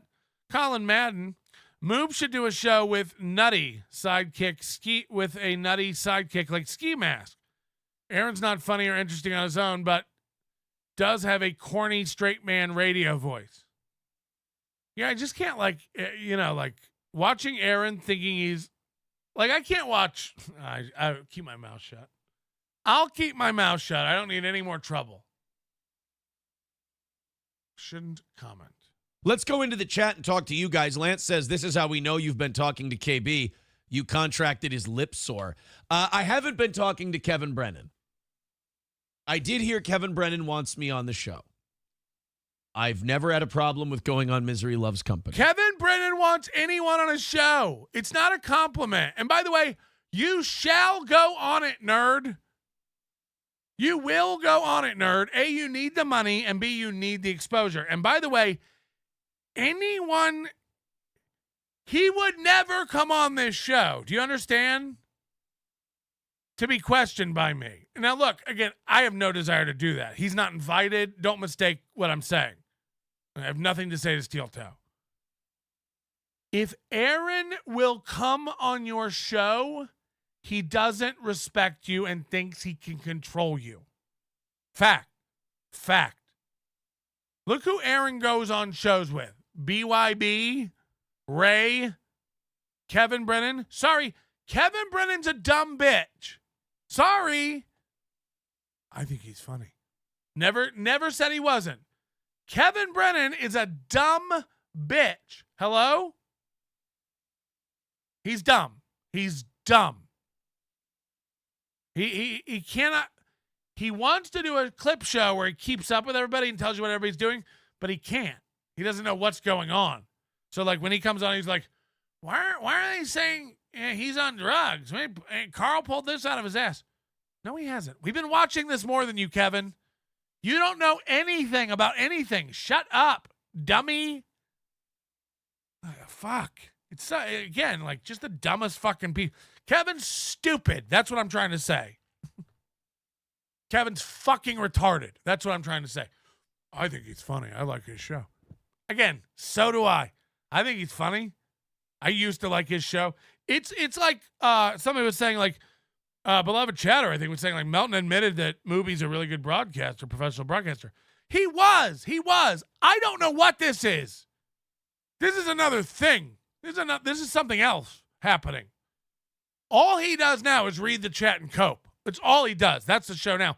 Any semblance of a professional broadcaster or someone who knows what they're doing behind the mic is gone. It's gone. All we have left is a man who hugs himself for 4 hours and brings on friends that agree. It's a man who hugs himself for 4 hours, bans anyone in a chat room who says anything he doesn't like, and then uses the chat room as evidence for how people love him. Again, just delusional and dumb. We've got a delusional dumb guy. Imagine having a forest and plucking out every predator in it and then walking through the forest with no weapon, calling yourself brave. It's like, again, if that makes you feel good to puff your chest up, look, everybody in my chat room loves me. Yeah, you've banned 3/4 of them. So, yeah, everyone still allowed in your chat room loves you. It's like, fuck. Let Lance in. Let Lance in to tell you too much negativity. And then let me know how it goes. I've been on there before. Should be interesting. As far as talking... Again, imagine talking about MLC like this. I've been on MLC before. Kevin really wants me. I'll go on. It should be interesting. It won't be. It won't be. Have you seen MLC? Chad and Felicia are the big gets every fucking day. MLC's shit. MLC's dead. I'm not even kidding with you anymore. I don't watch it. It used to drive me crazy because I would I would at 1 p.m. I would have to be right there glued to watch MLC. It's becoming a thing now where it's just there'll be 2 MLI clips. You know, 2 things will happen. There'll be a My Lost Interest clip. Otherwise, it's going to be Kevin watching My Lost Interest clips. And again, that kind of cycle doesn't feed itself. It doesn't keep going in perpetuity. You can't make that interesting ad infinitum. It's not going to happen. Kevin shows about Ray's show, and then Ray shows about Kevin's show, and then Kevin's new show is about Ray's last show, and then Ray's show is about Kevin's last show. It's ugh. People are saying Adam leaving destroyed MLC. It was that and Kevin. Sorry. Kevin destroys MLC because Kevin destroys every relationship. And I never thought about why or anything because I don't really care. You know, I don't sit around memorializing my time with Kevin. Again, I don't respect Kevin. Kevin's a fucking idiot. So what Kevin thinks about me or what's going on with me isn't really my concern. But someone said it Kevin's afraid of being rejected. Kevin's afraid of not being invited to sit at the cool table. Kevin's afraid of failing. That's why Kevin sabotages every relationship and never tries at anything. And I think there's some truth to that. It's like Kevin would never try to make a comeback at stand. He teases it all the time. I'm telling you why it's not going to happen. Kevin's a pussy. Kevin's an extremely insecure, frail, afraid guy. He's not taking anything away from what he's done. He had a great career. He's accomplished a lot, more than I'll ever do probably in my life. True. And he's a giant, untalented pussy now who's afraid to step out into the spotlight. He shall never, I've told you this, he'll die without ever getting on a plane again. That sounds like a crazy, sad thing to say. It's true. Mark my words. Does anybody want to take the bet? Does anybody want to make a bet with me that Kevin Brennan will never set foot in an airport ever again? I'll make the bet. He'll die. He'll die in a room alone, screaming. He'll never try anything again in his life. Anybody want to bet? There'll never be a comeback of Kevin Brennan. He's not going to try to make some jokes or create a show or, hell, even fucking throw together an event. It might not go well. It might fail. No, it won't. If Kevin Brennan decided he wanted to book a theater and do one big show, come back and film it, I think he would sell it. I think he doesn't think he will. My whole point is just about who Kevin is. Kevin's an insecure bitch who's afraid to try. That's where he's at now. So it's easier to just shit on Neil while Neil's killing it. Neil's getting offers. Neil's getting stuff. Neil's creating show. Again, he hasn't done anything since a Chappelle show. You're dumb if you're dishonest, Kevin. That's a lie, and you know it. You're just it's pure jealousy, man. Pure jealousy, and everybody almost who's ever spun out of your orbit goes on to do more. Even Chad, you know. Fuck, Chad's trying at stand-up, and he's booking more dates than he ever has. Now, look, is he struggling to get back to becoming a road feature? Yes. Is that sad 20 years into comedy? Pathetic. But he's trying it. That's his goal. His goal is to open for 3 guys. And he's doing it. Chad thinks opening for Godfrey is pretty much being Mark Norman. And he's doing it. Chad's goal is to open for Godfrey, and he's doing it. So, say whatever you want, man. Ray's goal is to get $300 a month headlining bars on Tuesday nights. He's doing it. Kevin Brennan wants you to know everyone else sucks. But Kevin Brennan's afraid to step outside of his room. Again, Kevin Brennan's children shall be laughing at him very soon if they're not already. Aaron Imholte's children and their peers shall be laughing at him very soon if they're not already. he's got children that are about to go into high school. It's like, it's going to be bad. It's going to be bad. Imagine a small town school and your name is Louis Imholte. First of all, your name's Louis. Your name's Louis. We got Frank Nieblas, a new guy. I never seen him before. MLC was Chad a couple days ago. It was horrible. KB sitting in silence looking for super chats. Chad just sat there eating like yeah, they both. Kevin like waits till he goes live to eat every day now. It's just shit. You're like you're T.O. Hank level delusional if you're sitting around watching MLC going like, this is good. This is a good show. It ain't.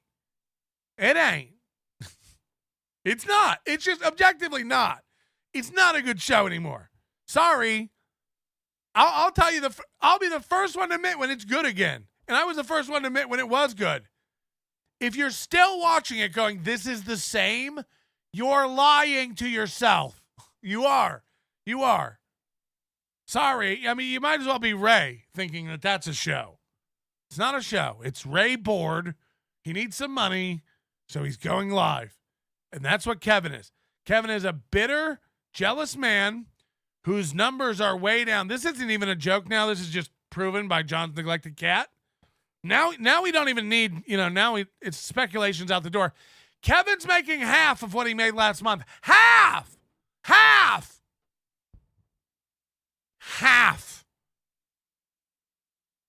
Kevin's current super chat numbers and income is half of what it was at this point last month. Is that right, JNC? Is that right? Yikes. These guys having $300 shows now. These are steel toe level goals. So, and by the way, that's about what it should be. So let him keep telling everybody, fuck them, he doesn't care. This show isn't the same either. Dan Ninen era fans told me so, said Beloved Cheddar. Yeah, but that's about my point. That was my point to the guy calling up going, are you ever going to cover anything else but steel toe? Your attention span's shorter than fuck. I haven't been covering steel toe for a minute yet. I know your favorite podcast has only been going for 2 years. I've been going for 10 times that. So a year covering a guy is like that to me. It's nothing. This almost doesn't even go down in NLO history as an era. The steel toe era. This isn't even yet. It's not even a chapter in the book of NLO yet. Okay. This is a footnote in the story of me right now. So just goes to show you how our timelines differ. You're like, enough. It's been going forever. I'm like, I'm just getting started. This guy's got to buy blades and dig them into his dermis for me to lay off.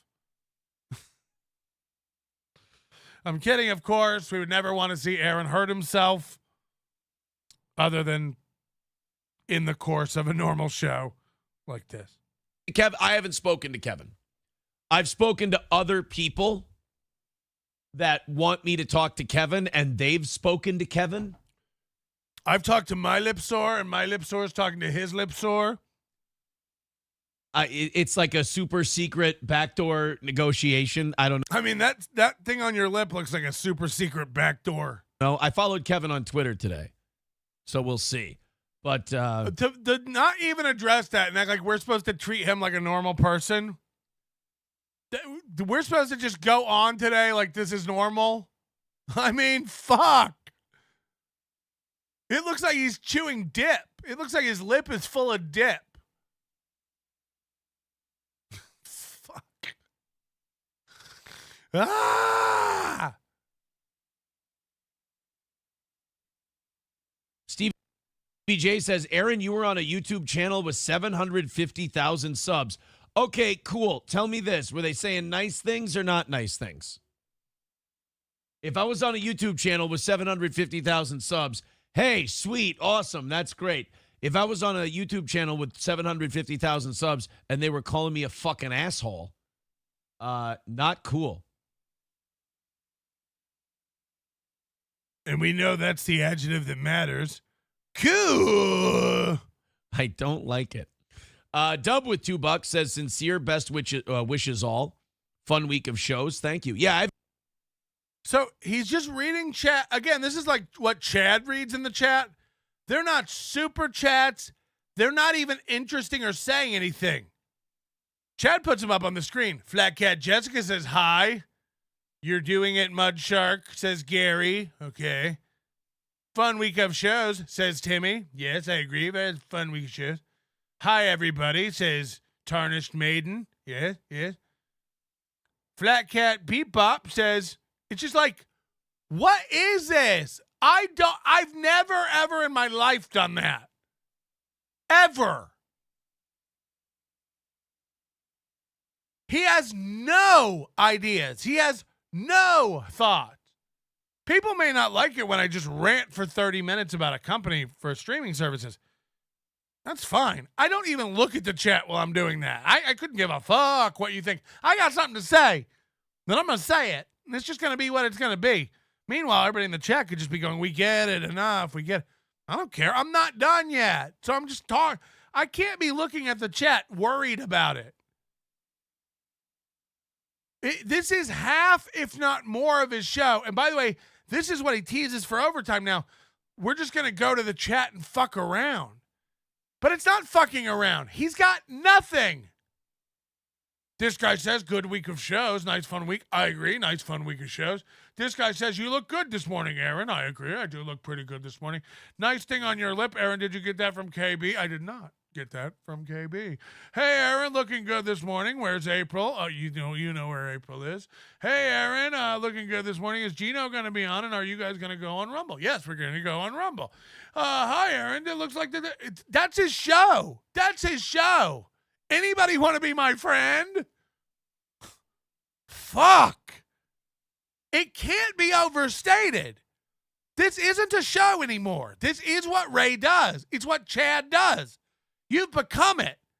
You told everybody that no show could do what you do part-time. The prep is insane. The amount of prep he does is insane. 24/7 working on this show, getting the camera right, prepping. You don't know how much prep goes into, hi, Aaron, good week of shows. I thought it was a good week of shows, too. You don't know how much prep that took. What a fucking idiot. Imagine believing anything he says. Anything. I've enjoyed this week, and you guys have been really generous. So listen to the compliment, and then listen to the response. Dub with $2 says, sincere best wishes all. Fun week of shows. Thank you. Yeah. Fun week of shows. Listen to the first thing Aaron thinks about when he talks about a fun week of shows. I've enjoyed this week, and you guys have been really generous. Money. Yeah, this week has been good. We've hit all the goals. Yeah, it was a great week of shows. You guys have been generous. What was your favorite story, Aaron? What was your favorite story of the week? What was your favorite bit that you got going with Johnny or Matt that the audience loved? The chat was going crazy laughing. What bit was that? Great. It was a great week of shows, and there were so many moments like that. But if you had to pick one in the great week of shows, if you had to pick one moment that really stands out as like a really funny steel toe moment from the week of amazing shows.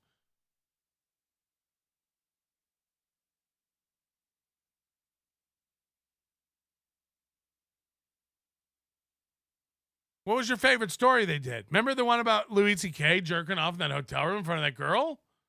It was fucking crazy when they covered that Tuesday. I just heard about it. What the fuck? And really cool this week, too. I think we're going to end up salvaging this fucking thing. Okay, yesterday they didn't hit the goal. Keanu got paid nothing. He can't stop bragging, by the way. Next month, Keanu and Gino are just going to get paid. Like normal. He can't stop bragging about it. He's like, next month we're going to start giving Keanu and Gino $100 a show. Again, $100 for 4 hours of work, 4.5 hours. $100 for 4.5 hours of work. waking up at 6 a.m. and hanging out awkwardly with Aaron Imholte. Guys, we're moving Keanu and Gino to a paid model. Again, we're supposed to take Aaron. One thing we'll never take seriously, right? A movie-minded bitch. Like he's a joke. What's crazy is that Gino and Kiki are like, this is normal. This is great. $100 or nothing, whatever. We're just happy to be here. Again, just losers. Losers. Which is nice. On the personal front, not too much I'd like to report today. Okay. Keep us posted, man. April and I did talk yesterday. It was one of the nicest conversations we've had. Since we got divorced? Since,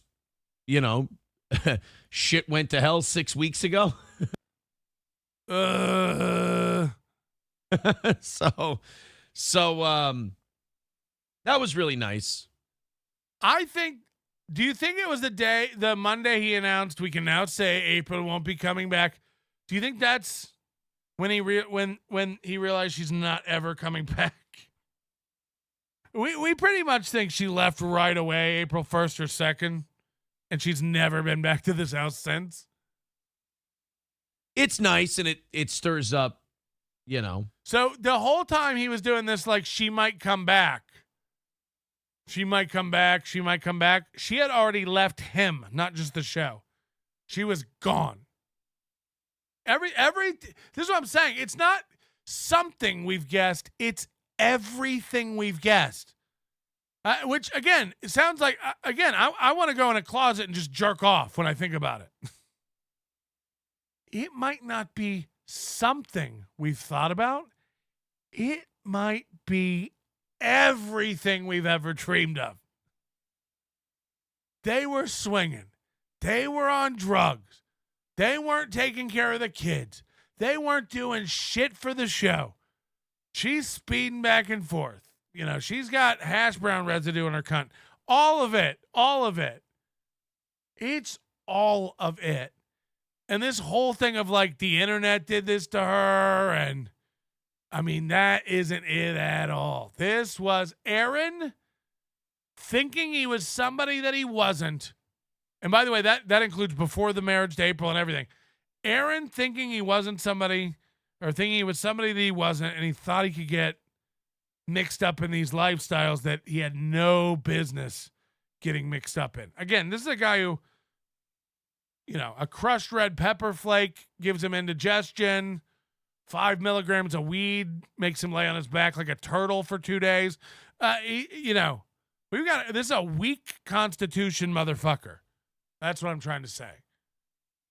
He's got no business at all in being mixed up with swinging or hardcore sex or drugs. It's like the minute you let another guy get in there on that girl, woo, you can. If you had to pick a random person on the street, coin flip, can they fuck better than Mubi? Yes. So the minute you let another guy start working your girl, it's only a matter of time. She's got you on the clock. For real. What are Mubi's moves? Let me go wash the mayo off my hands, and I'll be right with you. Shit show. KB is a mean Forrest Gump. No clue what he's doing. KB's just a dumb idiot. Like, I'm not kidding. Funny guy. Did some amazing things in his career. He gone. He's a fucking idiot. He's a clueless idiot, and the show's garbage. Fact. I have to prep my house doing domestic work before my ex comes over and tells me what's wrong with me. I got the herp lip from the domesticated work I have to do now. He didn't get from me who Nick gave to me. I, too, didn't give it to him. I have rat rabies. Rat rabies. Gold's folds. Lip is a zit with a white pus-filled peak. Okay. It stirs up emotions. But it was, look, man, I don't want animosity with anybody. I don't want, baggage, anger, hatred, all that shit. That weighs you down. It's like sandbags on your soul, brother. So, It's like sandbags on your soul, brother. Fuck. I sense another sunset pick coming, Aaron. Anytime I can have a nice interaction with anybody, Did they hit the goal? Did they hit the goal? It's Rumble Friday. Did they hit the goal? I'm all for it. So that was very cool. Very cool. That was very cool. So that's cool. That's very cool. This is cool. Cool. Cool. Cool. Cool. Cool. And that was cool. And this is cool. So that was cool. Talk to neighbor. That's cool. I'm never doing a show. Cool. And Gino will be on to this. Cool. Cool. Cool. Then I went and found an amazing deal on a TV and a soundbar yesterday. Listen to this. Listen to this. He can't lower the goal. He's going through a divorce. April's still on the payroll. He bought a 500 gigabyte hard drive to replace his other one. He can't afford to lower the goal, but he's out buying big screen TVs. Where do you need a big screen TV? You have one in your room. You have one in the living room. You have one in the basement. And now you're buying garbage, bottom of the barrel big screen TVs because they're on sale? Interaction with anybody, I'm all for it. So that was very cool. They're having money. They're strapped. He never shuts up about it. They're strapped. This show has no budget. We can't afford hats. We can't afford to lower the goal right now. Matt will get a raise next month. You know, it's all later, later, later. Meanwhile, I'm going to go buy a TV I don't need. Then I went and found an amazing deal on a TV and a soundbar yesterday. I couldn't say no. I don't even have a room to put it in, but I couldn't say no. They were selling 75-inch 4K smart TVs for like $375. Yeah, they sell them for $199. Hold on, what? In a soundbar yesterday, I couldn't say no. They were selling 75-inch 4K smart TVs for like $375. It's just like, yeah, everywhere, all the time, for years now. Yep. That's just the price of TVs. Yep. He's like, guys, did you know I was at the store the other day turning in some film to get it developed? Guys, the other day I was returning some videotapes to the store. Did you know? It's just like, okay, keep us posted. Guy on the cusp. I'd pay for an Aaron Imholte tech show where he teaches us about new developments up and coming in tech. Jesus Christ. And I'll admit, I was in the market. So I went, I don't think it's going to get any better than that. And then they throw in a little, it's not a big one, but they threw in a 20-inch soundbar. What the fuck?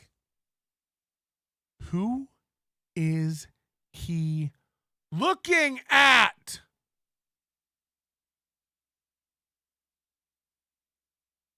Will someone get him a friend so he can stop looking out the window?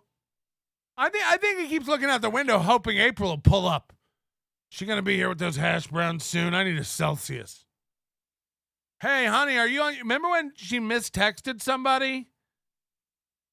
He said, would you even know the difference? I mean, I think he let his wife go fuck. I think he let his wife go fuck. A 20-inch sound bar. Ah! How can a guy say no? How could a guy say no?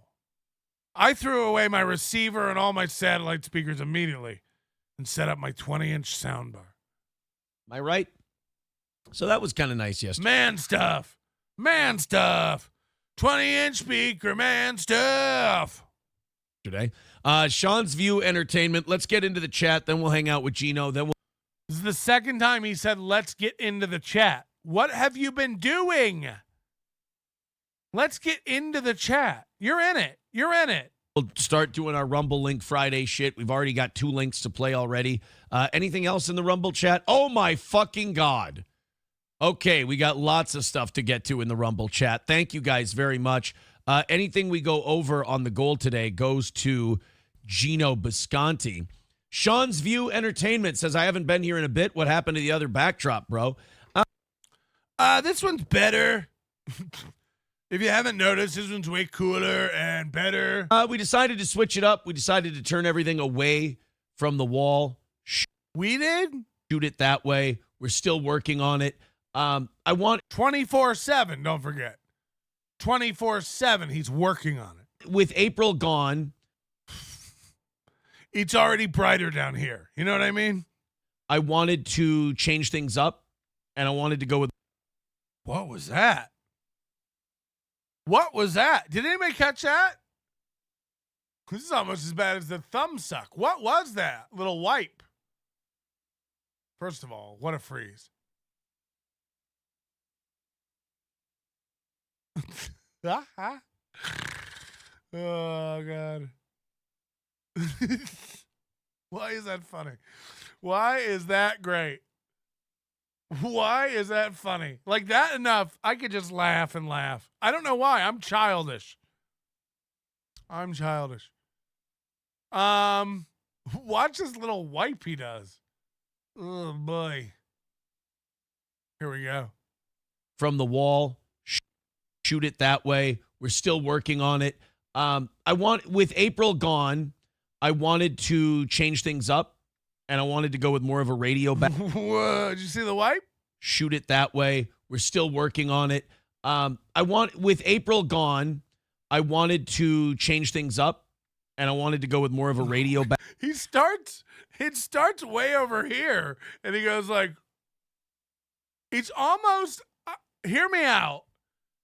It's almost like he's scooping something into his mouth from his cheek. It's almost like he went,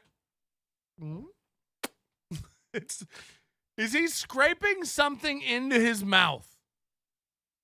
Let me know. Let me know what I'm missing here. And trash the hell out of NLO, WATP, Shuli, etc. I do have a Carl story today, etc. on Rumble Friday. This may not be very sexy. What has Shuli done? I want it. I don't really chubby boy, lifetime. I don't know why it's doing that, but that's very cool. Carl from Who Are These Podcasts? Hold on. Before he gets into that, why won't it rewind?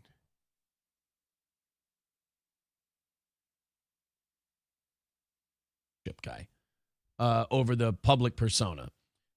Oh no, he's doing something to the show. Look. I pegged him because he said he was horny. Something's happening. I can't, did he took his show down or something? Look at this. It's being weird. No. She's closed her DM. She doesn't need to hear anything from Twitter, but her Twitter. That's good. Why is it being weird?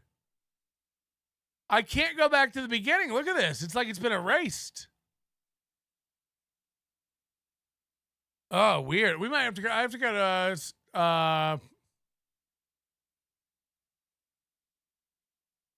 YouTube and see. Hirohito Diff at 160. I don't know. I followed Kevin on Twitter today. That was very cool. Then I went and found an amazing deal on a TV and a soundbar yesterday. I couldn't say no. Sorry. All my transport. They were. I'm very happy to hear that, actually. I'll admit, I was in the market. And I appreciate people. So I went, I don't think it's going to get any better than that. And then the only way, like, if she wants to, it's not a big one, but they threw in a 20-inch soundbar. What the fuck? Internet. How can a guy say no? They threw in a 20-inch soundbar. Yeah, they don't do that for anybody else, and it definitely wasn't in the flyer. Dingo Jones, was the candied bacon a lie? Yeah, remember? Remember that day, like in the beginning after she was taking a break from the show, and he's like, she was cooking supper the other night, and I came up behind her, and she was like, how are the shows? Are the shows going okay without me? And I had to tell her, I forgot how good I was at this.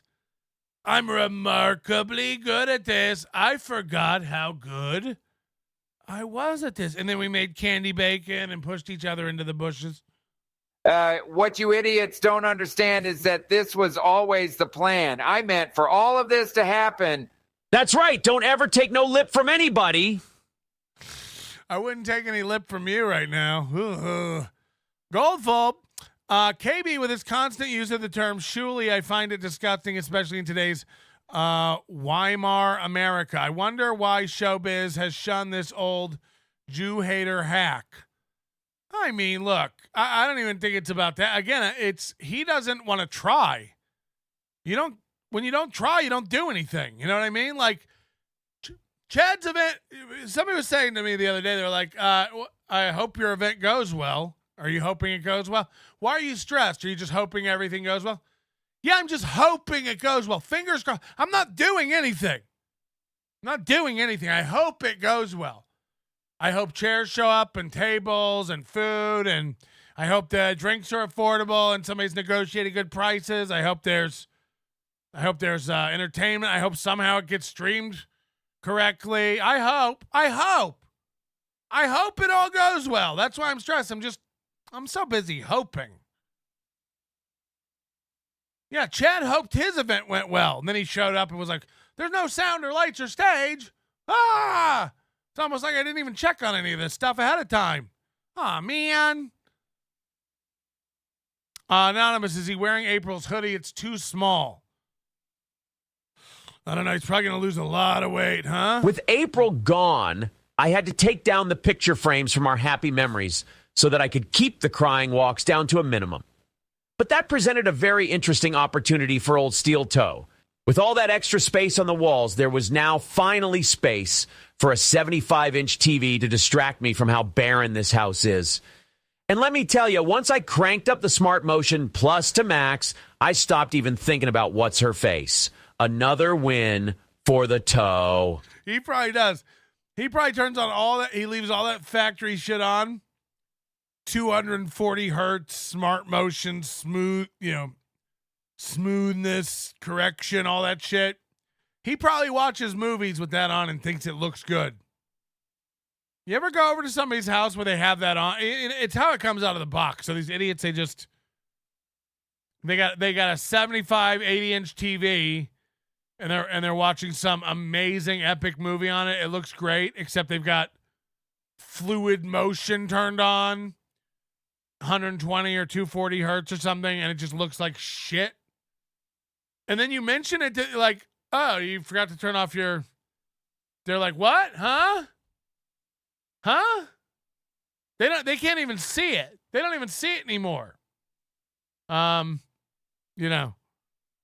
they can't even tell the difference. It's like, turn that on for football and video games, then turn it off. Turn that on for sports and video games. You're trying to watch a movie with a 240 refresh rate. It looks like shit. It makes CGI look like dog ass. It's what dads do. Edge lit piece of garbage. Yeah, whatever panel. Again, whatever. Like, that's where we're at now. Again, you can be poor and have 4 80-inch TVs in your house for $1,000. Like, there's never been a better time to just be a poor piece of shit. You shall have a good car and a good TV, even poor. Teamster Tim, Melton, can you play the clip of Mubi playing fantasy truck driver? It infuriates me. I don't have it. We're too busy watching him look out the window at imaginary friends. Look at that. They gave me a 20-inch sound bar. Yeah. They're giving out 3-inch penises, too.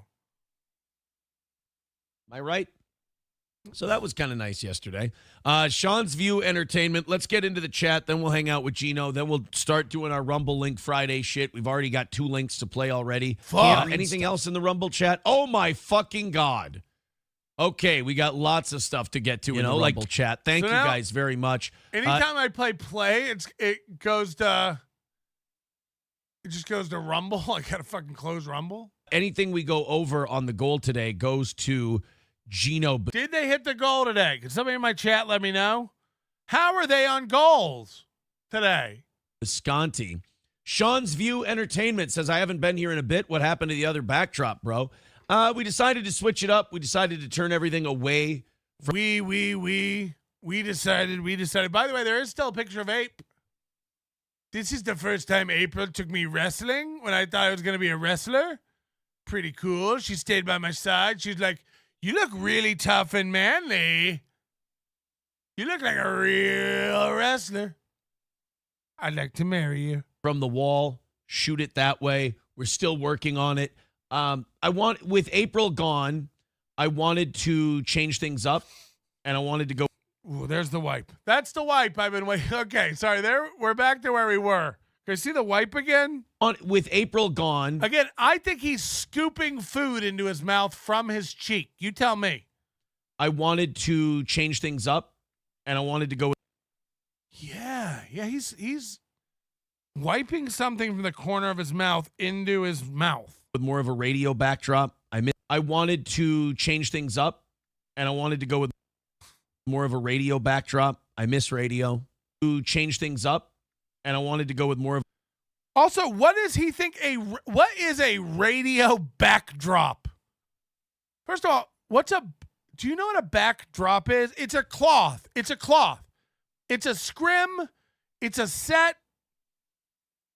It's called a drop, a backdrop, because it goes in the back and they drop it from the ceiling. It unfurls. That's a backdrop.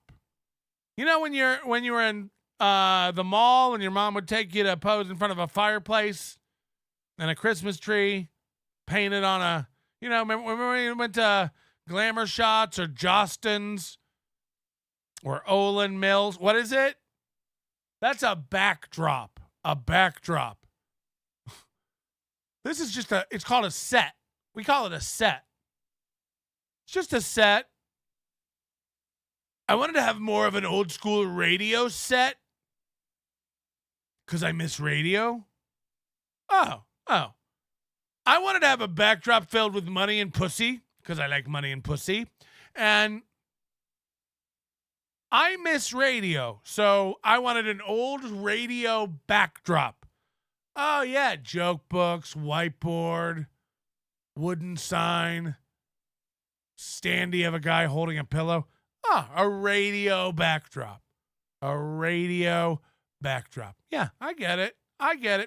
Goldsfold, KB, who are the Shuleys? Jews. Are you okay? Get over it. People have hated Jews forever. Just get over it. What's the goal? You're going to make everyone like Jews? I'd argue your time's better spent elsewhere. Only members now allowed in his chat. Coded Jew hate will be addressed. No other group else he bashes like this. I disagree. Hacks. I don't know. The point is, like, what are you going to... You're mad a guy thinks something you don't like? I mean, again, this is all like gray men with gray in their hair who are upset someone thinks something I don't like. Yeah, move on. You'll be okay. If the Jews would have done this in the 40s, we wouldn't even have this problem. You sound exactly like every motherfucker in 1939, right? Hitler's coming. He hates the Jews. He's not going to stop till the... Right. We hear you. No, he's rounding them up. They have to... Okay. We believe you.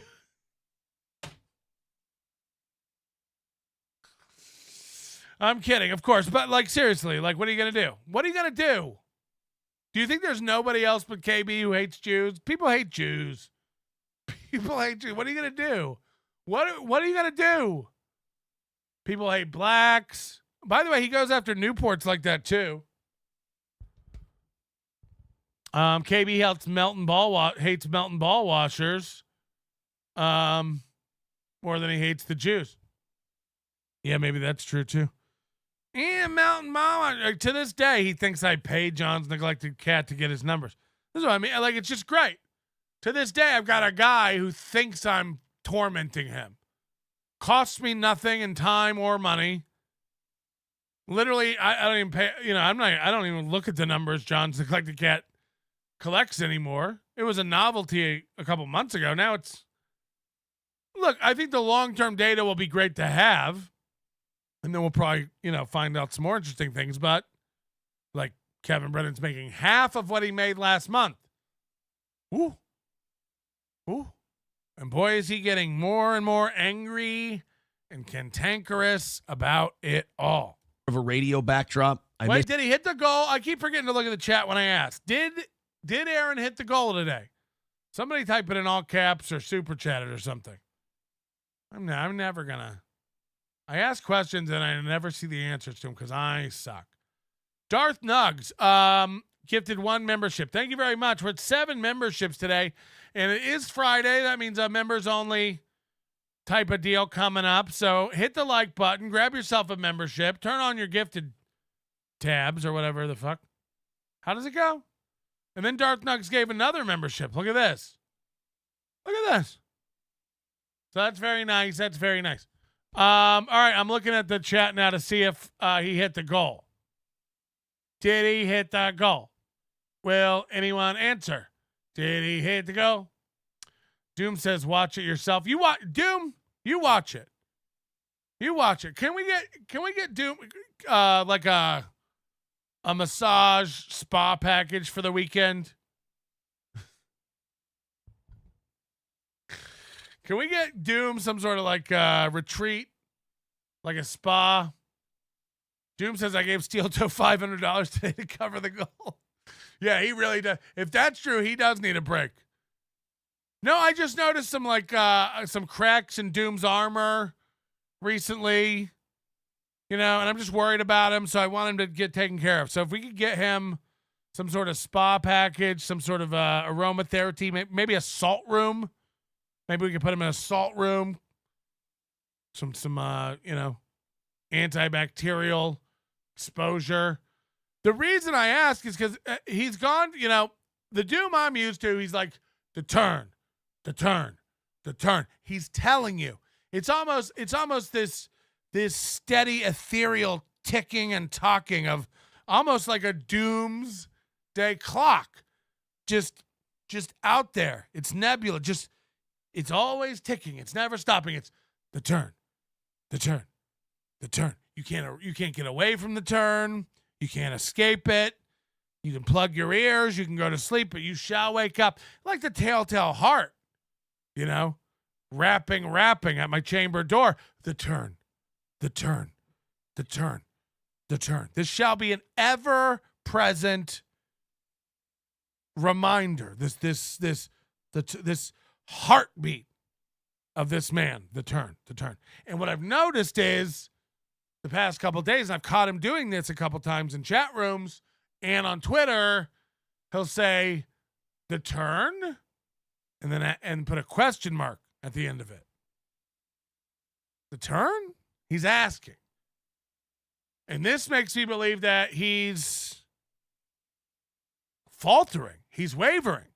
He's becoming less steadfast in his determination to bring the turn to the people. The minute you start having a lack of confidence and start going, the turn? The turn. But then it's like, the turn?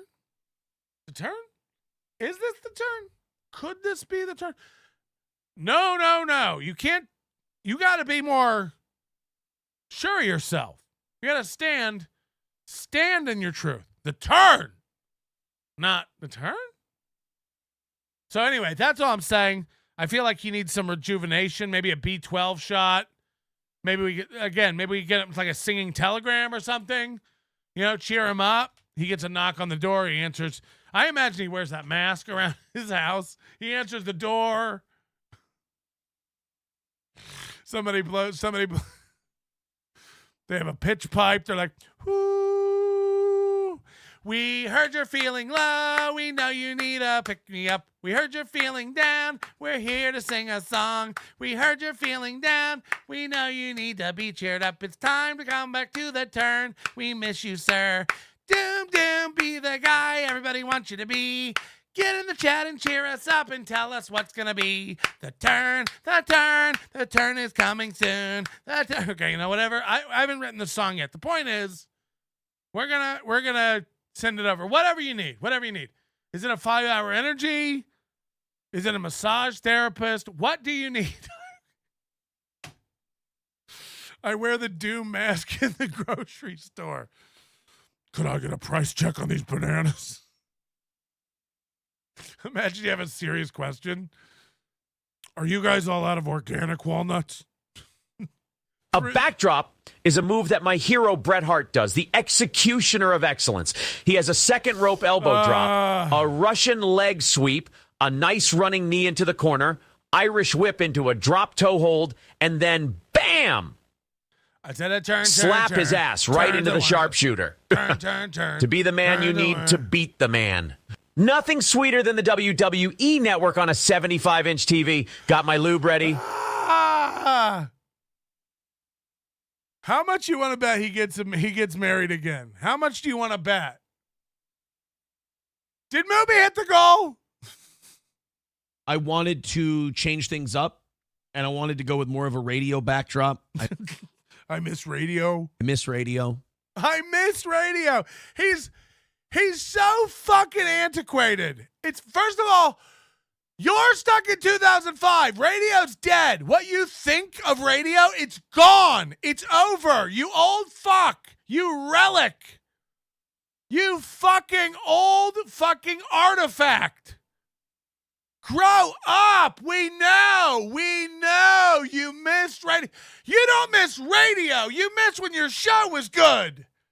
That's when your show was good. When you had 1,000 fucking listeners. That's what you miss, motherfucker. That's what you miss, queer. I want to go back to radio. I really miss radio. Radio people get me. Internet people don't. No one gets you, nerd. No one. Who do you think? What is this fucking weirdo? Radio people and internet people. Radio people aren't on internet, and internet people don't get radio. You're dumb. You don't miss radio. You don't miss a medium. You think there's some magic in two different towers? One's transmitting cellular data, and one's transmitting actual radio waves that are being picked up by a crystal? And you think there's a difference? You think there's a difference? You fucking idiot. You're an idiot. It's not radio. No one knew you sucked because no one was listening. You still sucked. You were talking to other people in the fish bowl. That's what it was, you stupid idiot. Let me fucking break it down for you. You're a dumb goldfish. Your wife was another stupid, dumb goldfish. And you were talking to other idiot goldfish in the same dome, in the same bowl. So every day when you would go live and go, have you guys been over by the treasure chest? Have you seen the diver? That's crazy. Have you guys been through the rock? Have you guys swam through the colored rock? Did you see that treasure chest? It opens when the bubble comes out. Did you see the diver? Have you guys seen the diver yet? Whoa, a colored rock. Here comes some food. You guys see the diver yet? Anybody been over by the treasure chest? Yeah, you're in a fucking fishbowl. So then you broke out and went to the internet and started commenting on everything, and everybody went like, who's this idiot? He talks like everything's a treasure chest. So yeah, you miss radio. You want to go back into a bubble and talk about the treasure chest and the diver every day ad infinitum to other small-brained idiots who have only been to the treasure chest and the diver. You don't have any expertise or authority to speak on anything outside of that bowl at all. Stick to talking about the food pellets coming down and the colored rocks on the ground. Shut up. It's not... Yeah, you miss radio, bitch. You miss radio. You're a declawed cat. You're so stupid, you want to go back into the house. You went out, you tried to wander the neighborhood and mix it up with the other cats. You don't have claws. You don't have the instincts. So you got to run back in the house. I miss radio. Get me to my small town. Lock me to a 500-watt stick so I can broadcast to 70 people in a 7-mile radius. That's where I feel good. Why? I don't know, because it's other idiots who get excited about a 20-inch sound bar. That's your level, motherfucker. A 20-inch sound bar? Ah! I miss the radio. I wanted to go for more of a radio backdrop. Shit. Just say shit. Just say shit. I dug a bunch of shit out of my closet, and here it is. It's the Stevie Lou method of decorating a podcast studio. It's the Little Lemmy effort. We get it. You've got a bunch of Funko Pops and gum. We get it. Fucking, like a more radio set. Just junky? Didn't think this was going to be on camera? Yeah. That's the radio vibe. I didn't know this was going to be on video. I wanted to go for a more radio set where I just don't give a fuck about what it looks like. Right. We got it. I like doing it. So I decided to go with more what we had back in the radio days, and Bubba Gump Shrimp is what I got. Whew. Thank you, Dub, for the $2. Chelino doesn't want us to go to Rumble today. Well, we have to. It's Rumble Link Friday. We have to. I made up a rule and I have to abide by it. I'm dumb. We have to. How else would we be able to say faggot every 3 minutes? You can't do that on YouTube, right, faggots? You can't just say faggots, faggot. That's not allowed on YouTube. How does Melton get away with it, faggot? Oh, yeah. He made it up. I think the turn was when Gito and Keanu stayed at Aaron's house. April had an odd smile on her face all week. The look of the evil smile on Gino's face. I disagree. This is again. I think Aaron thinks Gino's really cool and wants to be him. But all this does is just show you how dumb everybody is. Imagine being Aaron wanting to be Gino. Like, wow. Okay, Aaron's fucking retarded. But then imagine being Gino going like, I'm going to go on Aaron's show and be his sidekick. Oh, Gino must be fucking retarded. Again, I had more respect for Gino and Kiki, but they just keep signing up for stupid. I can't. Gino wants you to think he's the host of a hit show that tens of thousands of people watch on Compound Media. But also, hear me out, he'll go sidekick for no money on a small town podcast that no one watches. Right? Makes sense? Makes sense to you, right? Yeah, tens of thousands of people watch him on Compound Media. He can't get 50 to watch him when he goes live on himself on YouTube, and he'll happily be a sidekick, a co-host, an other on someone else's show that's dog shit and doesn't pay. No, it makes sense. It makes sense. I'm sure he's really broadcasting to tens of thousands. I'm sure that Compound has a big audience.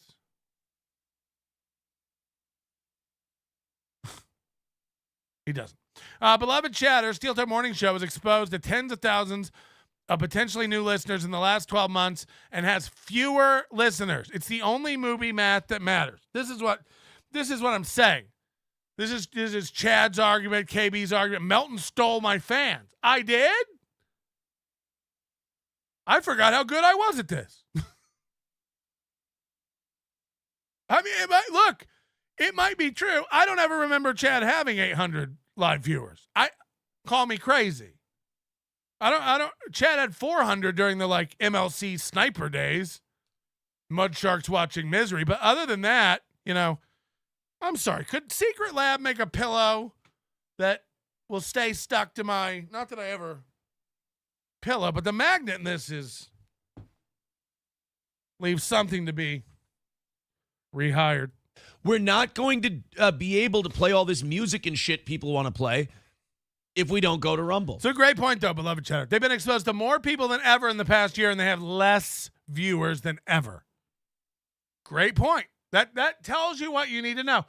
More people have had a sample and said, nah, than ever before. It's a great point. Lance says Aaron and KB will be fired. Just lean into it, dude, and trash. It's like selling pizza in Costco and doing okay, and then going, you know what we're going to do? Give out free samples, and then selling less. This is like, shit, maybe we shouldn't let people try it. It's that bad. The hell out of NLO, WATP, Shuli, etc. He's going to bash the hell out of NLO and WATP. If we know one thing, it's Steel Toe really goes after people and takes them down hard. This is what I've done to this guy. You don't even think about him like that anymore, do you? Ask yourself, do you think of Steel Toe as a show that goes after and brings people to a reckoning? No. Steel Toe gets clowned on. Gets clowned on. You think about NLO, you'll go Melton clowns on people clown on Melton. Right, perfect. I'm in the middle of the pack. Got it. I give hate, I get hate. Fully admit it. Great. Does Aaron give it to anybody? Is there anybody that Aaron really gets over on? No. He's a complete joke. He's a complete lolcow. There's no one that Aaron owns. There's no one that Aaron dominates other than April and Johnny. Who's April giving it to? So imagine one of his fans going like, why don't you tear apart Melton and Carl? Yeah, maybe if we have time. I don't know if we have time today for a classic Steel Toe takedown. No, they don't. You don't even think about him like that. Steel Toe take down somebody? Steel Toe win an argument? Steel Toe aggressive? Steel Toe not being a local? You can't even reframe him like that in your brain anymore. Of course, Aaron's not going to tell anyone anything or deliver it how it is. Kiki said that Ape would probably dance with me at their wedding if I requested our song. Turn that. Ha. I'll be getting guts rearranged by some coke randos in the bathroom. Always the romantic Aaron. I too am romantic. Probably true. Somebody said, did Patrick just go after Costco pizza? No, I did not. I didn't say what brand of pizza it was. I just said it was at Costco. They sell other pizzas. And besides, the Costco pizza is dog shit. Now I am going after it. If you like Costco pizza, you're dumb. You're dumb. I mean, I can't remember years ago I got a pizza that Costco pizza. It's like, this is just doughy, gross goo. It is bad. It's not a good or tasty pizza. Sorry. I wasn't going after Costco pizza, but now I am. It's not good. Costco pizza is not good. And imagine being one of the idiots who orders one and stops by there and picks it up to bring home to the fam for dinner.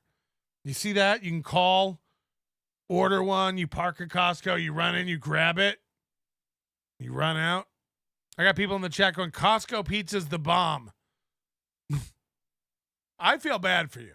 I really do. I feel bad. If you think that's good pizza, I really feel bad for your whole life. Hit the like button about it. That's a fact. Hey, Patrick, with April gone, I need some financial advice. One of my listeners just gave me 500 Doom coins, but I can't figure out how to exchange them.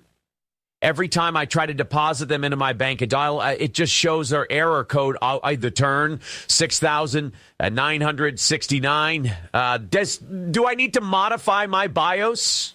Mooby, if anyone knows anything about BI, it's you. Also, don't say you're ashamed. You asked me to tape you and Nick in the living room, so you can't pin that on me. I too like meth. BYB podcast, member for 9 months. It's 2 minutes to midnight on the Doomsday turn clock. Perhaps. Sharon C., look at this. Whoa! 20 gifted memberships from Sharon C. Jesus Christ. I think she's already on our list, but she's fast becoming one of our most grotesque pay pigs around here. Disgusting. Disgusting giving Melton that many memberships. What's gotten into you people? supporting him. It's too much negativity. My aunt's embroidery shop wouldn't even print his logo. It's so negative. Lance. Even the name's funny. Hi, I'm Lance. Okay. I do have a Carl story today. So that'll happen on Rumble Friday. This may not be very sexy. I don't really feel the need to trash Shuli. What has Shuli done? I don't know what it indicates yet, but this is a tell. David tell. This is a new tell. I told you, Aaron, or Moody, he didn't believe me. This looking to the right out the window, this means something, and I don't know what yet. It could be as simple as he's uncomfortable. I don't think it means he's lying, but there's something going on. He's hiding something, or he's uncomfortable, or he's eschewing the truth in some way. I'll say that. You can start seeing when he does it. It's when he's uncomfortable. It's when he talks about haters and stuff. He goes, this might be bad, but I don't really have anything bad to say about Carl. I've always said Melton's not really a dangerous guy. Not really worried about that guy.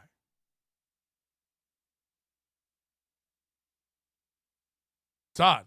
It's odd stuff. That's all I'm saying.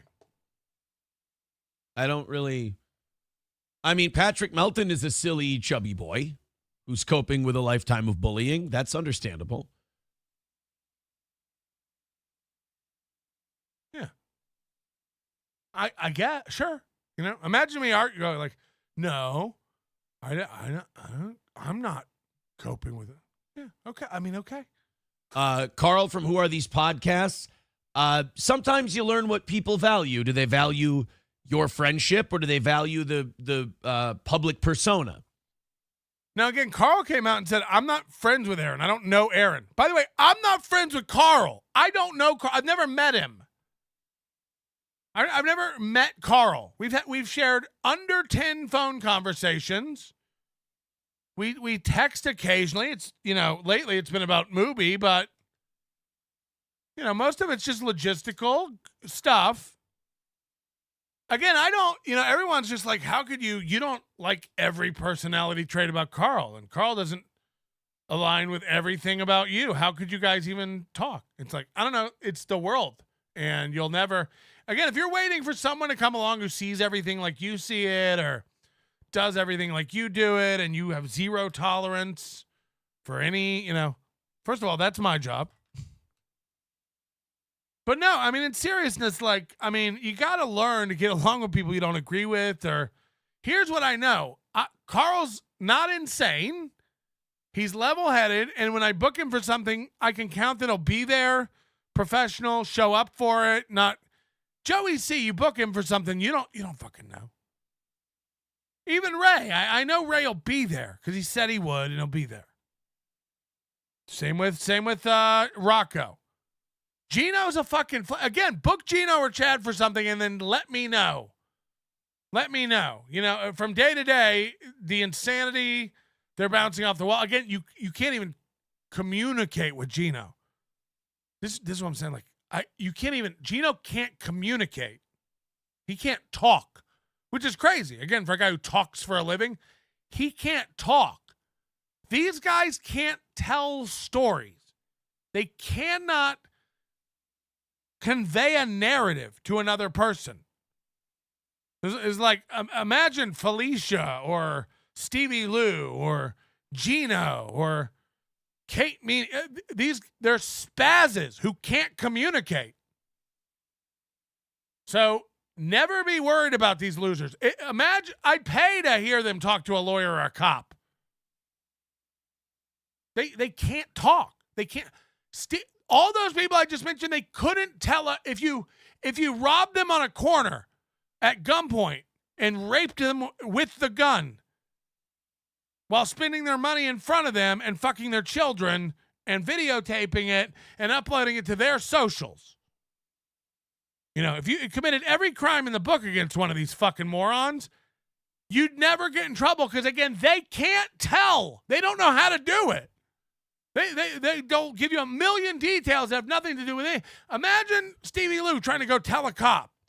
There's this podcast, the MLC and Kevin Brennan and the university used to do this thing called The Secret Show, and I worked for Trauma, but I was on there, and I used to be a guest host. A lot of people said I wasn't a guest host. Chad Zumach says I shouldn't have been a guest host, but I was a guest host, and I was on there. But anyway, this is it. Come along with me, and the guy, and it's probably over the Kenyatta thing, because it's a Kenyatta Walker thing with the nunchucks, and they had me, but Ray booked him on his podcast and said he couldn't because this MLC podcast legend guy that Kevin says was his fan first, but I don't even fucking know about it because the guy acts like he was Ray's fan the whole time, and either way, they're not doing it. But anyway, so they found me on the corner, and they, what? We'll wait while you try to fucking come up with a thing, idiot. These guys can't talk. They can't tell a story. I shall never, ever worry about a lawsuit threat from one of these fucking... Kate Meany's going to get a lawyer and get me? I'll wait while you fucking try to lay off pills long enough to explain your case. You fucking losers. You don't know where to start. You don't know where to stop. You don't know what's important. You don't know what's not. None of you can talk. Hello. What the fuck are you talking about? You heard me. Like, what are you me. going on about, man? You are really... You can't talk. What? Making up some fairy tale. You're making up some fairy tale. Okay, what? In your head, that's what happened. In your head, that's what happened. Oh, I was talking to the cops like a moron, like this. Blah, blah, blah, blah, blah. No. Listen, here's what happened. If you want to really break it down, your buddy Ian Hawk sent me a specific threat on Venmo about my wife the other day. I'll send you the screenshot. He was in your Discord encouraging other people to threaten me on Venmo. He was posting my Venmo, and I have the screenshot where he said my wife's name and he made a threat. So that was sent along to the DA. What else do you want to know? That's all I've said so far, is that there's an asshole out there who's making threats about my wife, and he happens to be your Discord mod. That's all, buddy. There's no other story that's going on about anything. So, can I help you out with anything else? No, I have no idea what you're talking about. Yeah, you don't. Of course. You just could act like nothing's going on. You dig your head in the sand. You're fucking playing your little games. You're trying to manipulate shit. You're trying to be you're basically doing melt and watch to other people. And it's embarrassing. And you fucking suck. I'll unpack that in a minute. Hello? Okay. All right. So, again, couldn't have designed a better object model if I wanted to. What? Does anybody have a clue what he just said? Ian Hawk Venmo'd him an insult about his wife, and I'm hiding it because he's the moderator of my Discord. Wait, Venmo'd about what? Again, and then I just go like, I don't know. And this is real. This is 100% real. I don't know what you're talking about. Yeah, right. Classic. You don't know about my Venmos from Ian Hawk? I don't. Yeah. Keep hiding. Keep burying all the... Keep pretending like you don't know about Ian Hawk Venmoing me insults. Okay. Like, I don't even... What? And then you said it yourself, and he just happens to be your Discord mod. Right. So, again, you picked a fight with a guy. You're a fucking spastic, emotional internet loser, and you've picked a fight with another spastic, emotional internet loser. Sorry, Ian Hawk. I'm right there with you. And he's terrorizing you on a bunch of platforms. Do I have it correct? Venmo, is it? You know? And then again, you assume I'm in on it, because why wouldn't I be coordinating with Ian Hawk to Venmo you insults? I do have a lot of time for that. And I'm playing dumb, of course, if I say I don't know about it. And also, again, what does this happen to do with me? Ian Hawk could find you in a fucking HEB and beat you with a pipe. What does that have to do with me? I don't pick fights with Ian Hawk. Ian Hawk might be out there giving out my information. I don't know. I don't care. I wish people would Venmo me insults. P-melt. Venmo me your insults, you fucking idiots. So I have no clue. I mean this with all sincerity and honesty. Really? I met Stevie. I enjoyed just like Ski Mask. Everything was fine. I left. Now it's just not like. Again, it's a madman unraveling. I have no idea what he's talking about. I don't have a fucking clue what he's talking about. Not a clue. But here's the great news. Neither does anyone else because he can't communicate. He can't talk. He calls up. He's mad and emotional. I just shut up and let him talk. Did we get a clear picture of anything? No. I still have not one clue what he's trying to say. Yeah, first of all, Ian Hawk, who's butt buddies with Quadfather, is Venmoing insults about my wife. And then he had encouraged other people to get together and do that. And he happens to be your mod. And you, and they go, and they've been doing this forever. And that's... Are you okay? Are you okay? Are you all right? And then is your wife okay? Maybe your wife and Kevin Brennan's wife should get in a bomb shelter. Are y'all all right? Is everything all right? Is there anything I can do to help? Where should I send relief? What do you need? Food, water, shelter, privacy? What do you need? What do you need? What did I do? And how can I fix it? And then again, they all go like, no, he's Ian Hawk's. What did he say? Ian Hawk's sending me insults about my wife on Venmo, and I can send you the screenshots if you want. I don't want. I'm not Ian Hawk's dad. Go tell Venmo, bitch. Why is everybody a bitch? Do you want me to send you the screenshots of Stevie insulting me on Venmo? No. Why would I want that, nerd? Why would I give a fuck? Do you let me know about everyone who attacks your family? I don't give a shit. People attack my family. I'm too busy not giving a fuck about that. You think I give a fuck about your family? Fuck your wife, dog. Fuck your Venmo.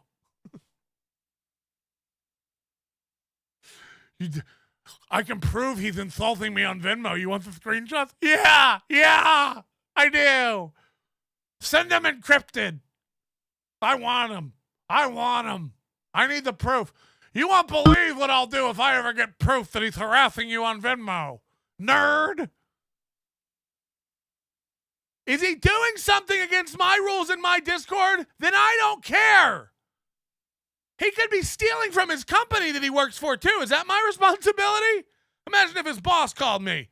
Ian's been taking too long of breaks at work, and we know he's your Discord mod, so we thought you could say something. What a bitch. What a bitch. Why is everyone a bitch? What if something real happened to your wife? What if something real ever happened? Fuck. Ian's Venmoing me insults about my wife. I can screenshot it and prove it. Oh, no. Oh, no. Why am I in the middle of this? Who gives a shit? And then he's on your Discord encouraging other people to do it. Send me screenshots of that. That I am interested in. And by the way, don't send me screenshots of a different Discord this time, Stevie. You fucking disingenuous liar. Look what happened on your Discord. Was it? You fucking liar? Feel more, bitch. Feel more. I mean, God damn, you're 6'6". Act it. He's Venmoing me insults about my wife. Fuck. And you can prove it? Boy, do I feel dumb. I got a Venmo insult. Let's see. $2. $2. That is an insult. I want to kidnap your unborn onions. And Stevie, I can send you a screenshot if you don't believe that just came in. I could send you a screenshot. Fuck. Imagine call your boss at work. Yeah, Stevie's in our poker league on Tuesday nights. He's cheating at the game. And I could send you surveillance video if you want. I'm his supervisor down here at the office. Yeah, I know. It's just sad that you hired a guy down there who cheats at poker. I'd like to get everyone involved with every part of everything. That's what I do. I'm Stevie Lou. I'm dumb. I don't know how stuff connects. Melton, how much you want to bet he's not insulting my wife on Venmo? Who cares? The fuck does it have to do with me?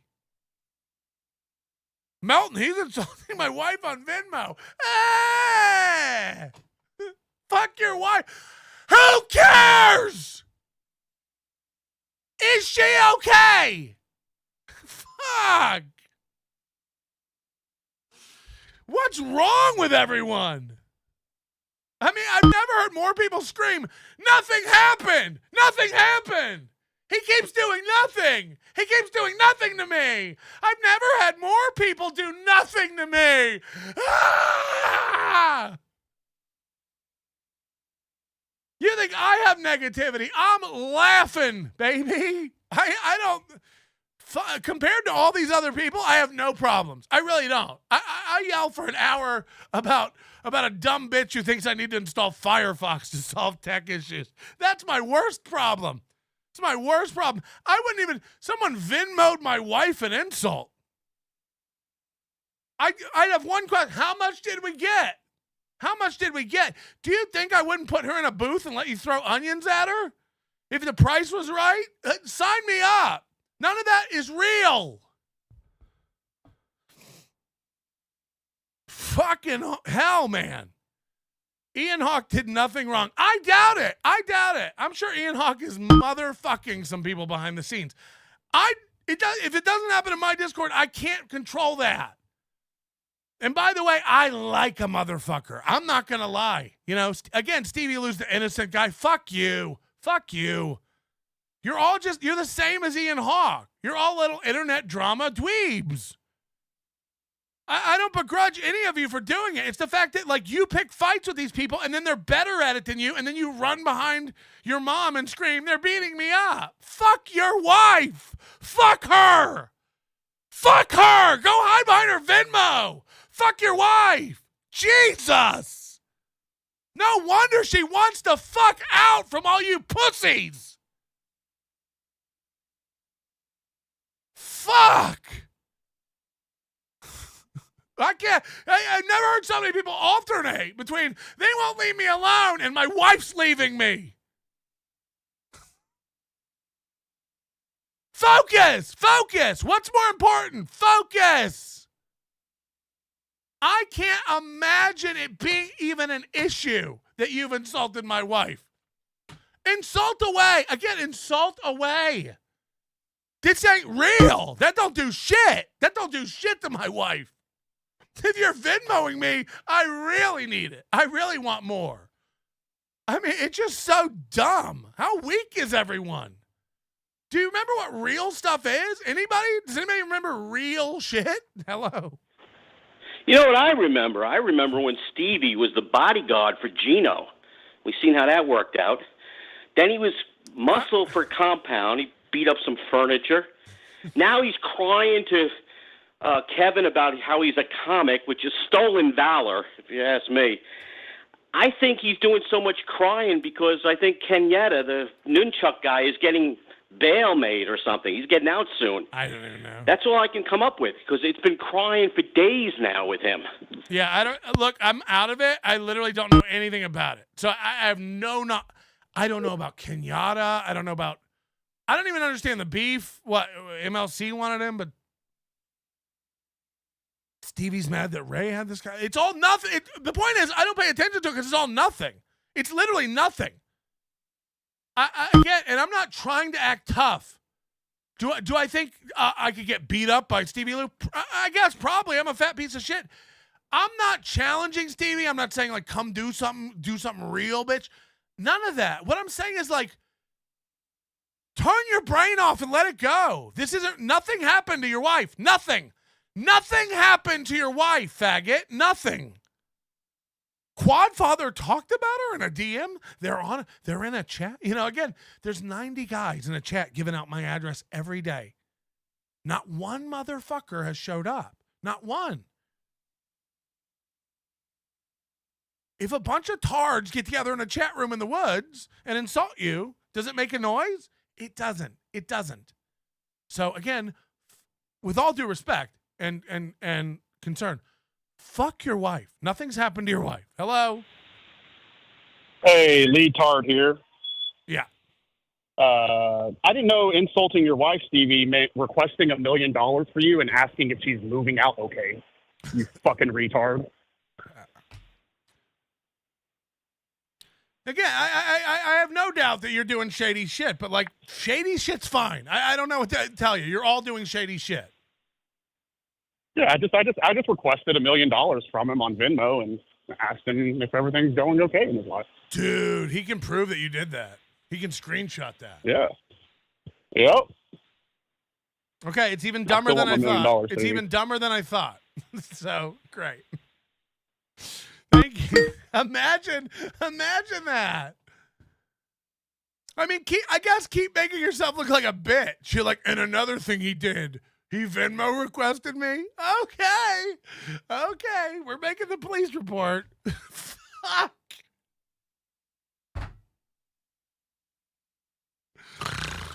Oh God. I hope people don't Venmo request you all day long, Stevie Lou now. I hope that doesn't happen. You fucking idiot. Egg McMuffins are garbage. Costco pizza for life. Bring back the churro. I can prove he did it too. I have the screenshot. Actually, I think Melton's an okay guy. It's just, wait a minute. Is that April in the window? No, it's just Gino. Oh, damn it. I lost my train of thought. Sorry about that. Okay, let's check the board. Reich makes right top donor, $6 million more. Number 2, Himmler's hunting trip coming in third. Himmler's hunting trip. Let's see. We're $200 from the goal, so $300 to go. I too want $6 million more. Himmler's hunting trip. Gary Stevenson, thank you for the $10 in the high. Daylight, I'm worried. Is Stevie okay? How's his wife? Is she okay? She's getting a lot of Venmos. Getting a lot of Venmos. Hello? All right. What's happening? What's happening to everyone? Oh, God, the phones are fucked. I can't answer. I can't put anybody on. Eat shit, Stevie Lou, says Brad Sabbath. Screenshot it, Stevie. Screenshot it. Go show it to your wife. Ask her how she feels. Ape kept getting bigger and bigger dongs to peg me with. Now I'm sitting here in my diaper seeping bung juice everywhere. The smell is getting worse every day. I won't be getting pegged anymore. Steel toe wins again. My baby be running through every guy in town. Jesus. My little scrimp learned about humping as a youngin' watching the animal. Bless his heart. Bless his She heart. raised rabbits. She really loved watching the studs and bulls going balls deep. Fuck. She raised rabbits. Now she fucks like one. Facts. Peter Sky Parker, member for 15 months. Free 15 months, Flimsy Greenberg super sticker. Member for 20 months. How big of a donation do I have to make in order to ban Vito from Hackamania? Again, I don't know if it's going to be that big of a deal. Just don't watch anything you don't want to watch. Douglas W., member for 10 months, 99-cent super sticker, Dancing Bird. Again, people are emailing me like, congrats on adding a pedophile to your event. It's like, I don't know. Again, I don't know. Why isn't he in jail? Everyone who sends me this thing, I go, why? They'll go like, Vito's a confirmed pedophile, self-admitted. Like, he's hurt so many. It's like, why isn't he in jail? I just said that to everybody. Why is he not in jail? Oh, fuck. Why is he not in jail? No one has an answer. Because I guess he's not really a pedophile. I just kind of like, that's in my head and I can't let it go. And I just keep spurging out about it and I got to email you. Oh, okay. So he didn't fuck any kids? We're just feeling today? Maybe we should all let that go. Across the board. Again, I don't flinch when people get called racist and pedophile and stuff because you guys all call me that, I'm racist. I'm a pedophile. Right. Yeah. Everybody's everything. Everybody's a Nazi, pedophile, Jew. Me, Gino and Keanu know this. I'm more of a personal relationship guy. Right. I love this one. Over the public persona. Aaron's more worried about personal relationships than how he comes across in public. Everybody knows this about Aaron. He's not concerned with how he looks publicly. He's more of he really wants to preserve personal relationships. That's the kind of guy he is. He'll never throw somebody under the bus to make himself look better. That's not the kind of guy he is. Oh, no, I got a $5 Venmo insult here. This one's rough. You now have a contract on your dog. Fuck. Watch your back. Stevie, I can send you a screenshot of that if you don't believe it. Public persona. Me, Gino, and Keanu know. Leave my dog alone. Again, I don't want to get involved in this. I don't care. I got real problems. Hey, you nerds keep arguing about who's Venmoing who insults. I'm trying to do events and further my career. I'm trying to build something. I'm trying to get fans out. I'm trying to grow the podcast. I'm trying to do something productive. So again, you guys spend all day long arguing about who's going after whose wife, but you all do it. All you nerds spend all day in the Discord fucking with each other. It's what you do. It's what you do. And then you all run and tell me about it. I don't care. Stevie Lou, stop texting and calling me. I don't care. I don't think you understand this. Fundamentally, I don't give a fuck. You've wasted enough of my fucking time. It's enough. I don't care. I wish you the best. I wish you well. I tried to be your friend. There's too much drama around it. I'm out. Same way with Ian Hawk, by the way. Ian Hawk don't bug me, and I don't bug Ian Hawk. And Ian Hawk knows I'm above all this and don't get involved in it. For facts. Ian just sent me $5. Hope that event is going smoothly. Wouldn't want any issues to happen on your important day. I can prove he sent me that. I'll send you a screenshot. I just, no offense, I'm not into it. I'm not into the Discord drama, the chat drama, doxing, all the stuff. Everyone knows it. Everyone will confirm it. I'm not involved in any of it. And every time one of you motherfuckers tries to drag me into it, I tell you, no. Don't get me into that shit. So I don't really care. And again, not my problem. I'm sorry about your wife. I'm sorry about all that. I get it, man. They go after your family. I get it. I'm not go after. Yeah, they're going to insult your fucking wife, man. They're going to post bad shit about her. They're going to post her picture. They're going to post where she works, her phone number, her email, her family. They're going to do all that. Welcome to the net. But I'll promise you this. Don't flinch. Sit there and fucking hold tight, and it'll move over. It'll all go over. What you definitely shouldn't do is keep calling me about it like I give a fuck. I never did, and I don't now.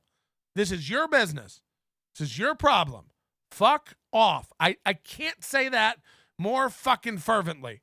Fuck right off. This is your problem.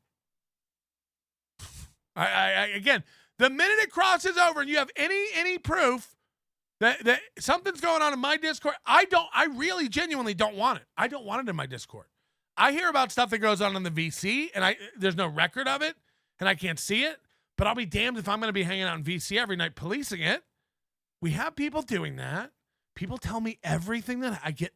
Every day I get 9 messages of people telling me what's happening. I'm aware of it. I don't care. Again, if the Discord got nuked tomorrow, I really don't care. It's not a big part of my life. So this is you. This is you, nerds. And maybe this is why you're all getting a fucking divorce. And maybe this is why you all can't do anything in your careers. None of you can focus on anything but each other. All Chad can do is go live and tell other people to quit. He doesn't have a fucking idea. He doesn't have 2 fucking idea cells in his brain to rub together to try to get something smoking. Okay? So that's for y'all. That's for y'all. Keep fighting about who's the best loser. Okay? Keep fighting about it. I have a feeling Ian Hawk has a life, and this isn't even serious for him. I have a feeling Stevie Lou, this is morning, noon, and night for him. What are they doing in the Discord about my wife? Nobody gives a shit. No, I'm sorry. That's just the facts. Nobody gives a shit. And the only people who give a shit are you. And that's why it's happening to you. It's only happening to you because of you. So just stop. Just stop. I literally don't hear or care about anything anyone does to my wife because it's not real. All that people send me they're threatening you, they're posting pictures of your house, they're giving out your edge. Yeah, don't even send it. I don't care. I can't do anything about it. How much should I worry and twiddle my thumbs, nerd? That's Stevie Lou behavior. That's Stevie Lou. He's in his own way, not me. I don't give a fuck what you say about my wife. I really don't. So that's allowed, man. That's what we're doing. Like, Stevie Lou can say anything about anybody. When you talk about his wife, he's like, hey, bitch, they're coming for her. You're on the net. They're coming. My advice is get over it. My advice is let it go. Or keep spurging out about it and texting everyone and calling into shows and going on MLC and yelling about it and saying you're not going to have it and they better stop. And then guess what? They won't. And you've wasted a lot of time and energy, but at least you've accomplished nothing, dork. You and KB are perfect for each other. Go keep yelling about the same thing every day, ad nauseum, over and over and over. You're like Teddy Ruxpins with a tape cassette that flips itself. We get it. We get it. Your wife. Fuck. There's never been a less important thing to talk about. Beloved chatter, sharing your Venmo and begging for money equals expect trolls. Yeah, Greg Edwards just requested $666 from me. This is fucked up. Says, pay up or I'm stealing the Hackamania chairs. You know? And that's close to what the chairs cost. So I'm fucked. Stevie, I can prove he sent me that. I'm more of a personal relationship guy over the public persona. I just love it. Yep. That's Aaron, man. He's all about, he'd rather behind the scenes keep it, not do the Carl, I'm guessing must be the other way around. I didn't peg him that way. I only know one way to peg men, and that's not how I pegged him. Oh, look at this. Ray DeVito fan says Red Bar's watching. Yeah, I'm going to lose my mind. They better not be. They better not be. I better not find out that Red Bar is watching. Daylock, can we get a Stevie Lou voice asking for flat? Yeah, I think it's time. That's a good point. I mean, we might as well. Can the Stevie Lou voice never stop talking over people? Like when you make a Stevie Lou voice, can we have it talk over whatever other voice you've chosen? Just start screaming and not making a point. I agree with that, though. Moody, is that possible? Can we get a Stevie Lou voice? Has anybody ever heard him talk for 10 minutes, even on a comedy set? I'm just asking. Replace wife with kids. Stevie Melendez. Yeah, I mean, they're all just the same idiot. It's like, again, are your kids okay? How would you like to handle this? Would you like to scream about people doing things to your wife forever? Or would you like to shut the fuck up? Again, one person can control all this, Stevie. Shut up! I don't. Fuck. I never, ever, ever get people, they never stop telling me how Red Bar decimated me and made me into a cuck. Yet there's not one video of me asking him to stop or calling into a show complaining, Red Bar won't leave me alone. Who cares? You're allowed to talk. I never once looked into suing or getting a lawyer or putting a stop to it or doing an emergency episode where I put my finger to... A man is talking.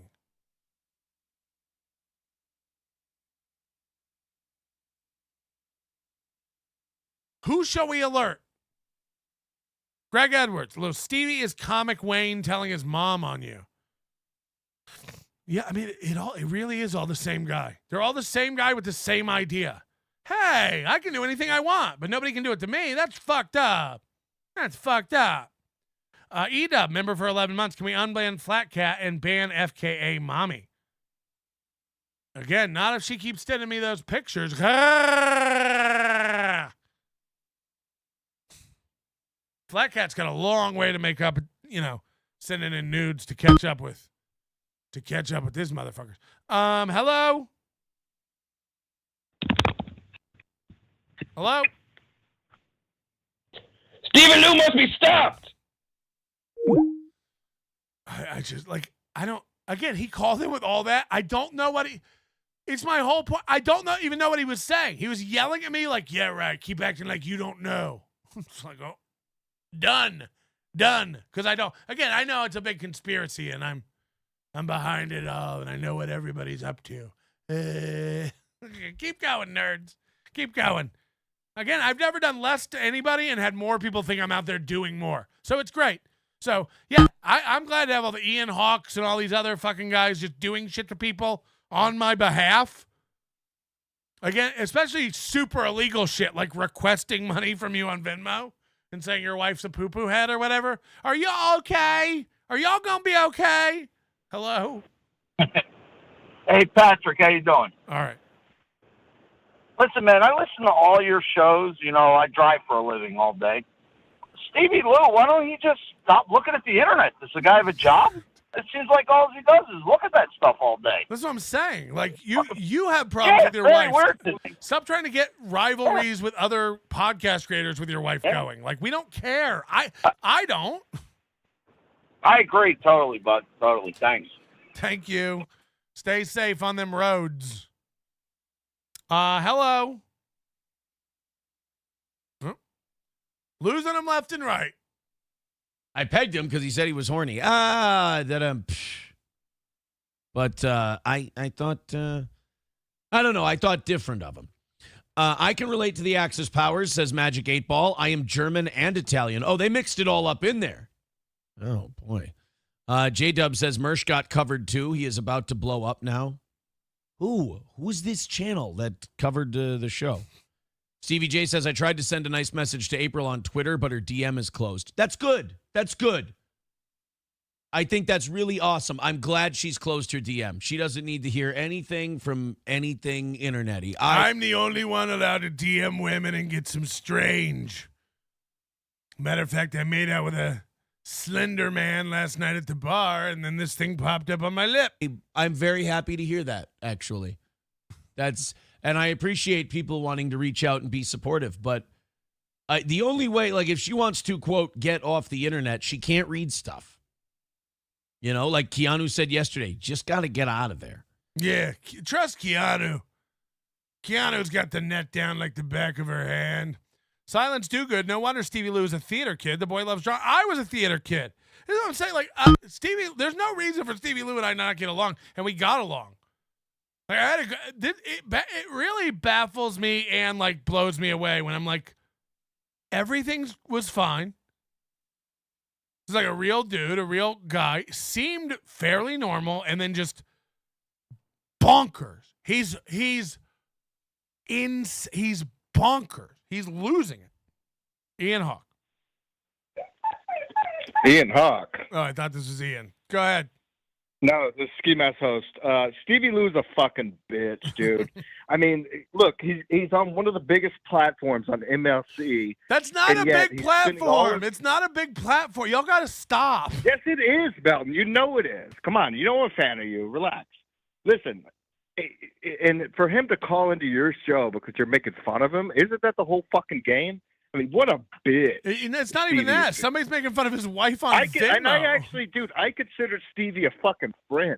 Me and then too. As soon as he got on MLC, his head got all hot, and then he just started trashing me and my show when we biggest fucking podcast in the world. I mean, relax. Well, you're a little out of control. You got to get your drink. Man, I thought you were going to stop. I thought you were going to be a good guy. I'm not drinking right now. I'm waiting to go to jail. I'm going to go to jail on Tuesday. Right now? Oh fuck! For what? I just moved back to Texas. Yeah. Okay. For what? What are you? That's why I thought you were in Hawk. What are you going to jail for? Probation revoked. My probation got revoked like 4 years ago, and they couldn't do shit about it in Connecticut. But I couldn't get my Marine licenses back, so I'm like, fuck, not gonna go sit it out. But thank God the DA, I think, only offered 3 days instead of 4 months. 30? We'll see. Hello? 30 Hello? days? 3. Oh, 3. Oh, that's easy. Yeah, I know. Hopefully the judge agrees. It depends on if he's in a good mood or not. But anyway, Stevie Lou blows cock. All right, thank you. You know, how normal does Ski Mask sound next to Stevie Lou? Stevie Lou couldn't call in and talk like that if he wanted to. Stevie Lou couldn't call in and talk that calmly and cohesively if he wanted to. Do you understand? And then the more upset he gets and the more emotional he gets, the more like incoherent and babbly. Again, Stevie, I dare you to call and make a point. I dare you to call and like talk like that. Compared to Ski Mask and Stevie Lou. Ski Mask sounds lucid. That sounds like a normal guy talking on the phone. You know? So, hello. Hey, Pat, it's Mr. P. How are you, pal? Is this Mr. P for real? Yep. Holy shit. I thought you were dead to me. No. I warned you about Stevie and Ari Jane and all that. Remember that? First of all of you guys are delusional. You didn't warn me about shit. You have opinions, and I have different opinions. There's no warning. In my opinion's right. Stevie's not a dangerous guy or anything. He just like, these people have mental problems. They're just mental. He's a moron. And you can't fix stupid, pal. I don't know if he's a moron. I just like, but he definitely is like an emotional, like freaking out guy. Like he loses it. All right. Hey, good luck at Hackamania, man. Yeah. I hope it works out for you. Thank you, man. Sorry you're not coming. Thank you for the warnings. Mr. P's like, I don't like you hanging around with like, I don't like you hanging around with Ari Jane and Stevie Lou, and maybe you know what, Mr. P, maybe you're right. Maybe you're right. Hit the like button if you agree with Mr. P. Silence do good. No wonder Stevie's in theater. Sorry, we did that one. De La. Could you imagine Stevie can't afford to move? So when we don't donate to him, he will have to live with Kenyatta. Again, I don't even like know what's going on with the Ray and Kenyatta. Like but I don't care. I just like, I don't get involved in like weird side stories. Well, that's not true either. I do it all the time. Good and Plenty says this guy's gay lisp increases each day. What? I hope not. Stevie J says, I've only DM'd like 3 people ever. I'm not very outgoing. That's all right, buddy. Carl is a turd. Hunchback. Carl. How is this different than Chad? This is his show. Watch him. Carl is a turd. I hope not. Stevie J says, I've only DM'd like 3 people ever. I'm not very outgoing. That's all right, buddy. This guy says he hasn't DM'd people. It's okay, buddy. Carl is a turd. Carl is a turd. Thank you. Hunchback. You know, again, this is what Chad does. We're just watching a bored guy with no ideas read his chat room out loud. And by the way, not even respond or add any. For a guy who claims everything is remarkable, he doesn't have very many remarks. I'm remarkably upset that April. Okay, let's hear about it. I don't know if they have anything else to say. You said it was remarkable. Remark. Carl is a two-faced hack, but people don't like Carl. Yeah. This is why Carl's clips have 20,000 views and Steel Toe clips get 400. Wow, people don't like Carl. In the chat room I made where only fans of me are allowed and anyone who speaks out against me gets banned instantly by one of my 35 plus mods. Wow, seems like I'm the best guy on the internet, according to the chat room that I've carefully cultivated, full of sycophants. Whoa, going to the chat, it seems like people may not like Carl in this chat room where I make sure that people have to agree with me on the daily. Whoa, looks like another win for the toe. Everybody in the chat just agreeing with me again. Coincidence? I think so. I've worked very hard to make that happen. Whoa, look at the chat. People really don't like Carl. It's like, yeah, people really don't like Carl, and people really don't like me, and people really don't like Stevie, and people really don't like Chad, and people really don't like Aaron, and people really don't like Gino, and people really don't like Kevin, and people really don't like Bob, people really don't like Shuli. Yeah. Again, it's a very tribal, weird thing that we're in here, and I would argue that if you're one of the people who live by the mantra of FKB, FSL, F Fatty Pat, like, oh, no. If you catch yourself typing that, just run off a cliff. You don't have to like anybody. You don't have to announce it. Don't watch things you don't like. Watch things you do like. You don't have to go on a crusade to stop everyone else from liking them or get everyone else to come with you. If you like Steel Toe, I wouldn't dream of changing that. I wouldn't. I'm making a value judgment for me. A lot of people, I attack Steel Toe and people just disagree. And people, are on Steel Toe's side. You're allowed. I can't get angry. Again, the older I get, the less, again, brain cycles and energy or whatever you want to call it, bandwidth. I can't. What should I do because you like Steel Toe? You know what I mean? Like, nothing. I can't do anything about it. Enjoy. I got another Venmo threat. It's going to be bad. I just have a feeling about this one. It's from Owen. Send me those nudes of Stevie's wife later. I'd love for us all to just start faking nudes of Stevie Lou's wife and passing them around. Just to have him know that we're doing it. They're passing around fake nudes of my wife. They're passing around pictures of my wife that are her. Ah! Makes as much sense. I guess a lot of really terrible names coming in, and I got to tell you guys. Whoa, people really don't like Carl and Melton. Yeah, I'd hate to be those guys. You'd love it. 300 views per show, man. You'd love it. Boy, does that make me feel bad. Tapia says, Kevin Brennan thinks you won't do his show. He wants to give you $500 to appear. Make it happen, Aaron. Send Chad your email for the link. I've said many times I would go on Kevin's show. Yeah, and fight Patrick. He doesn't want to do it. He backs down every time. I've said I would. He's just a pussy. Chat check. I'm definitely telling the truth. That's why I stare at my chat like this to make sure you're buying it. Yeah. Would you like to see some divorce documents? Hit the like button. These are from a very dedicated nerd in our community.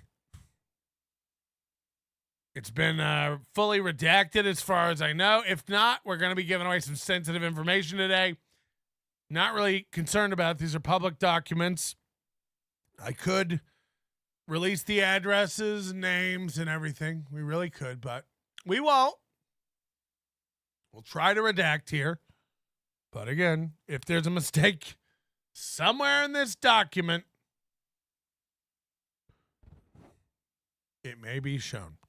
The divorce documents for April and Aaron are not yet in the system. We do not have these yet.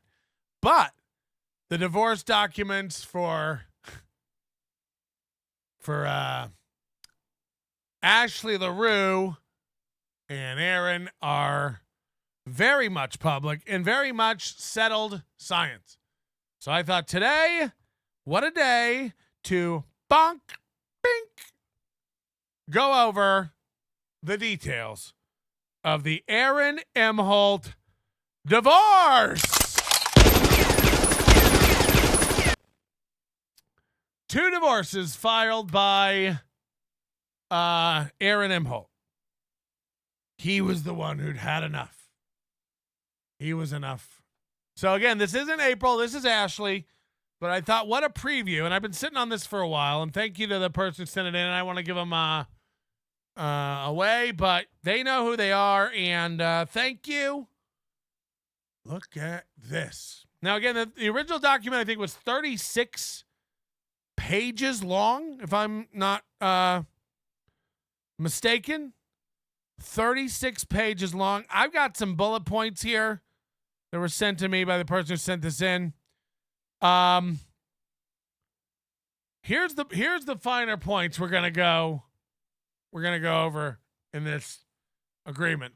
Aaron filed for the divorce, so when we're reading this, we're gonna know that he's the petitioner, and Ashley is the respondent. So when you see petitioner, that's Aaron. When we see respondent, that is Ashley LaRue here. What's interesting from here's some takeaways. None of these people have dental insurance. Their health insurance at the time of the divorce is through Aaron's radio job back when he was on the air. His child support is calculated assuming he has the children 40% of the time. But Aaron is not required to actually ever take his kids. He doesn't ever have to take them. He can waive all of his time with them and leave them with Ashley 100%. They added a special section to this divorce agreement because Aaron pays far less than the court would normally order for these circumstances. He insisted on lowering the child support because at the time he said he paid $400 for their health insurance through his employer.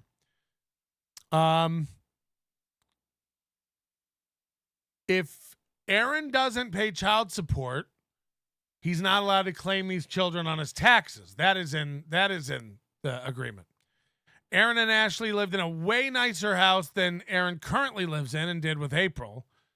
While the divorce was going on, they shared the house in a rotating schedule until the divorce and the house was sold. I'm not kidding you. Aaron would come after school and stay in the house with the kids until 6 p.m. Then Ashley would come and keep the kids overnight in the house. Then Aaron would come on the weekend and Ashley would leave the house on the weekend and Aaron would stay at the house with them on the, like, bananas stuff. And it's all in here. They're not supposed to trash each other. And they also are not allowed to trash their future spouses and or their future spouses trash them. Ashley has an unusual circumstance where YouTube has compiled plenty of evidence, but I wonder what court evidence, what the court would do if they were found in contempt of this. So these are the big points that we're going to go through, and there's some interesting stuff in here. And it might give us a glimpse into how he's going to attack this with April. I'd imagine that he doesn't want her to get anything. He wants her to, like, again, pack her shit and leave. He's kind of used those words already, but that's what he wants her to do. He wants the house. He wants the business. I don't know Minesota law, but people have said that she's not really entitled to any of it. But this is where we're at now. Here we go. Charlotte Imholte. This child was born in 2014. Louis Imholte. This child was born in 2016. Pregnancy. Respondent is the wife in this marriage and is pregnant. Always a good look. Custody. It's in the children's best interest that they agree to joint legal and joint physical custody be granted to both parties. Okay?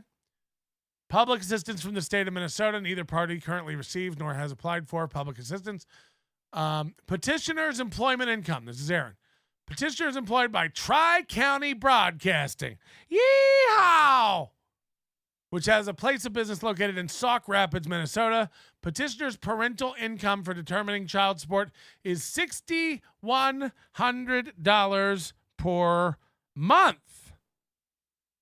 Respondent's employment and income. Respondent is employed by, this is Ashley, which has a place of business located in blank, Minnesota.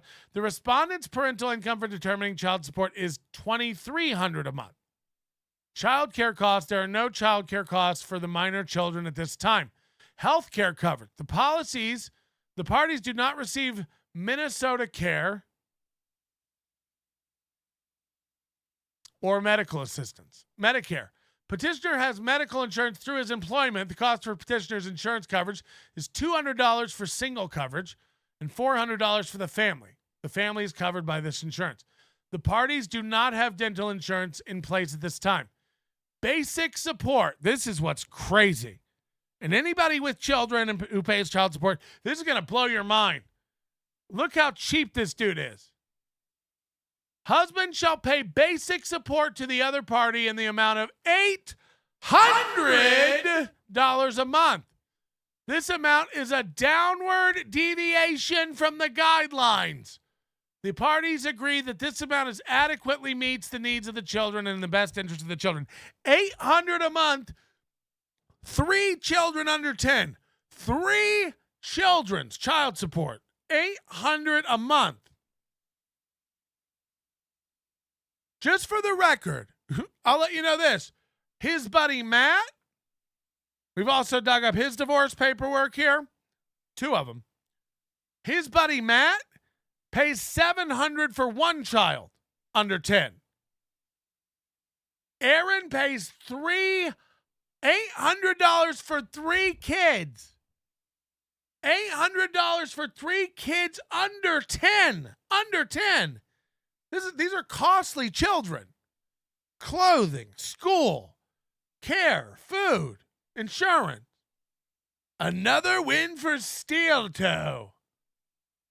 People are like, a cart of groceries can be $500. 800 went a lot farther before Biden. Right.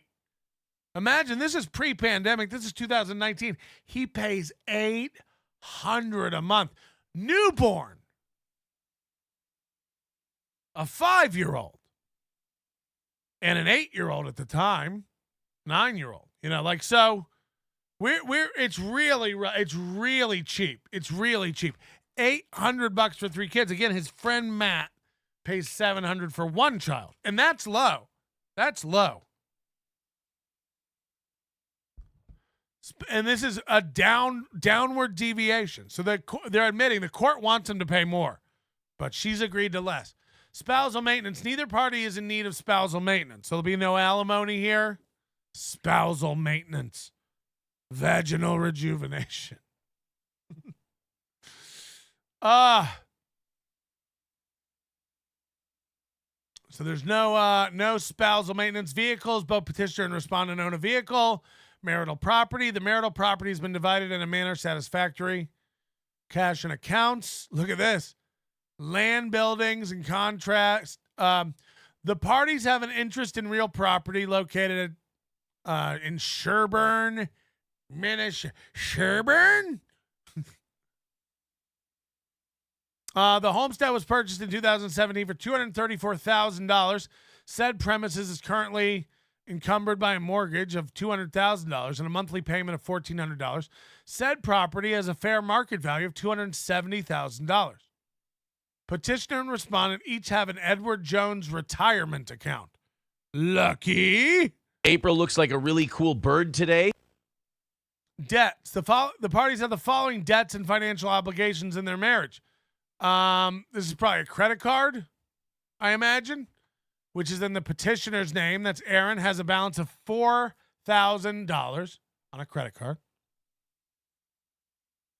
This is Ashley. Ashley, which is the respondent's name, has a current balance of $24,000. So these guys are $30K in debt at the time of their divorce. $30K in debt. He's making $70K a year. And he's got to pay out $800 to her. The bonds of matrimony are dissolved. Conclusions of the law. It is in the best interest of the parties' minor children, Charlotte Imholte, born in 2014, and Louis Imholte, born in 2016, to grant custody as defined by the factors in Minnesota law. Legal custody. The parties shall have a joint obligation and right to maintain.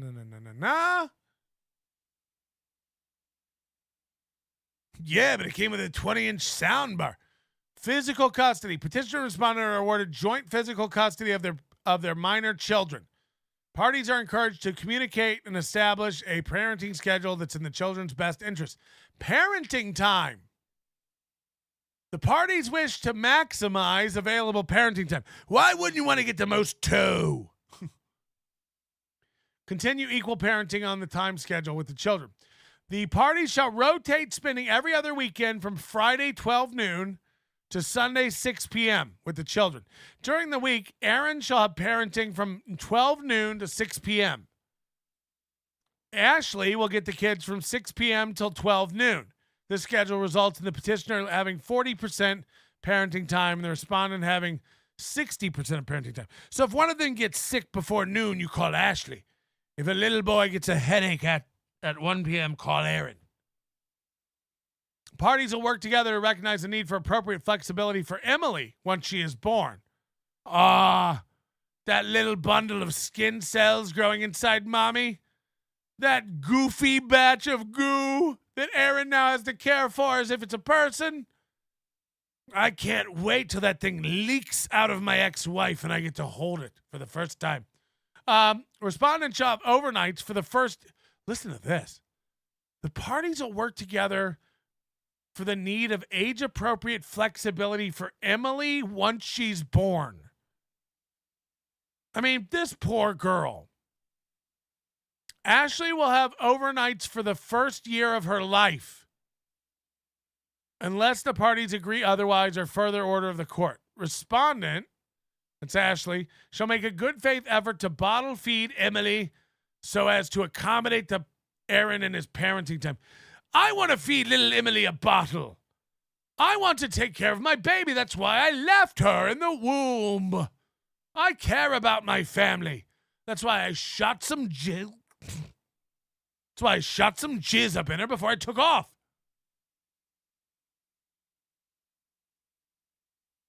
Ugh. I mean, it's gross. It's so gross.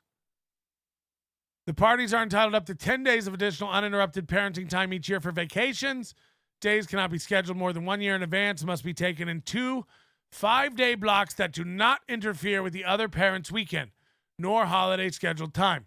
The party desiring vacation shall provide the other party with at least 30 days notice in writing of his or her intention of exercising said parenting time. Hear ye, Ashley.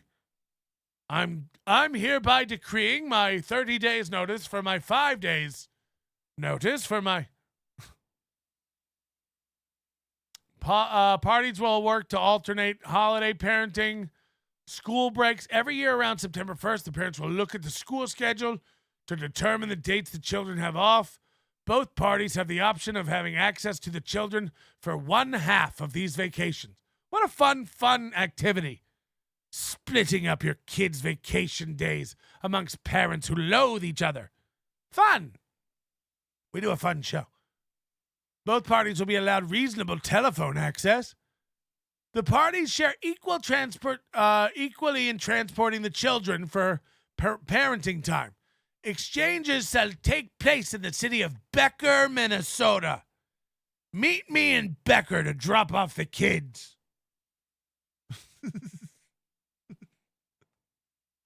Meet me in Becker.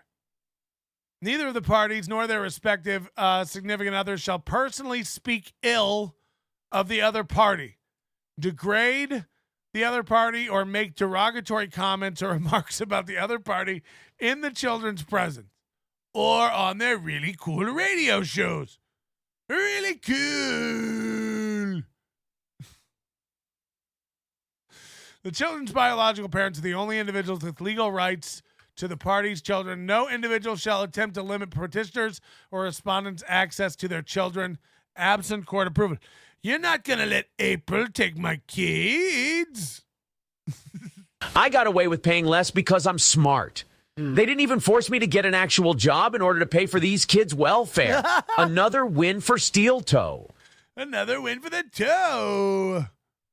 Look, I'm sorry you guys think it's not a win, but it is. It just is. Sorry. You know, you can keep thinking Steel Toe's not killing it, but I have some of the best divorce. What's crazy, too, is both Matt and Aaron have the same divorce attorney. So they're buddies in divorce, and they've got the same attorney helping them out, creating a path forward for these two men to just keep tearing up the lives of young girls. And now 2 divorces each. 2 divorces each before the age of 40. Not since my father have I seen such handiwork. Why is that playing? Financial support for the minor children. The combined parental income is $8,500 a month. There are 2 joint children and 0 non-joint children. Parties have responsibility to support the children in the following sections: basic support, insurance, extracurricular, child care expenses.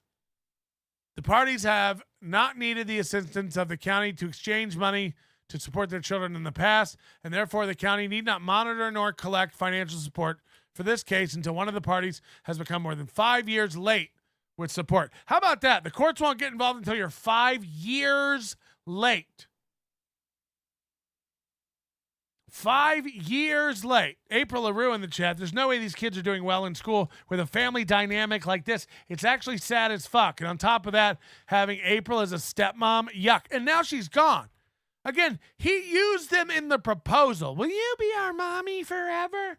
Will you love our daddy? And you can only imagine the amount of shit talking about Ashley they did in front of, Aaron says he doesn't, but we know that's not true. These 2 can't keep their mouths shut. Fucking druggies. Oh, you're right. 5 days late with support. Why did I read years? Good point. I'm seeing if you're paying attention. Good catch. Good catch. Sorry. It sounded crazy to me. I was like, 5 years? 5 years. Jesus Christ. Basic support. Look at this. The parties agree that given the parties' current and respective financial situations, that the downward deviation is appropriate and in the children's best interest, as the petitioner will be paying all the children's health care costs. Aaron's like, yeah, I'm paying for like 1 kid instead of 3, but I also get them health care. It's like, oh, that's part of it, right? As such, beginning February 1st, 2019, petitioners shall pay the respondent the sum of $800 per month for basic support payable on or before the first day of the month. Support payments shall continue until the following entry of judgment and decree, until the children attain the age of 18 or 20 if still attending high school, idiots, become emancipated, marry, die, enter the military service, or are no longer a child within the meaning of the Minesota statute. As soon as any of the foregoing events occur for one of the parents' minor children, child support shall decrease in the amount then payable to reflect the change from 2 to 1 child. So when Charlotte becomes 18, he gets to pay $500 a month for his 1 kid under 10, and what a piece of shit. What a piece of shit. Both parties are equally responsible for the children's extracurricular activities. Cool. Radio camp. Child care expenses. The parties do not incur child care expenses at this time. Additional information concerning financial support is included in Appendix A, which incorporated herein by reference. Claiming child on taxes. Look at this. Look at these little assets that they're going to pass around. You get to use them this year. I'll use them next year. Pretty cool. Petitioner shall be allowed to claim Louis Imholte on his state and federal income tax returns for each and every year, conditioned on the fact that he's current with his obligations of financial support.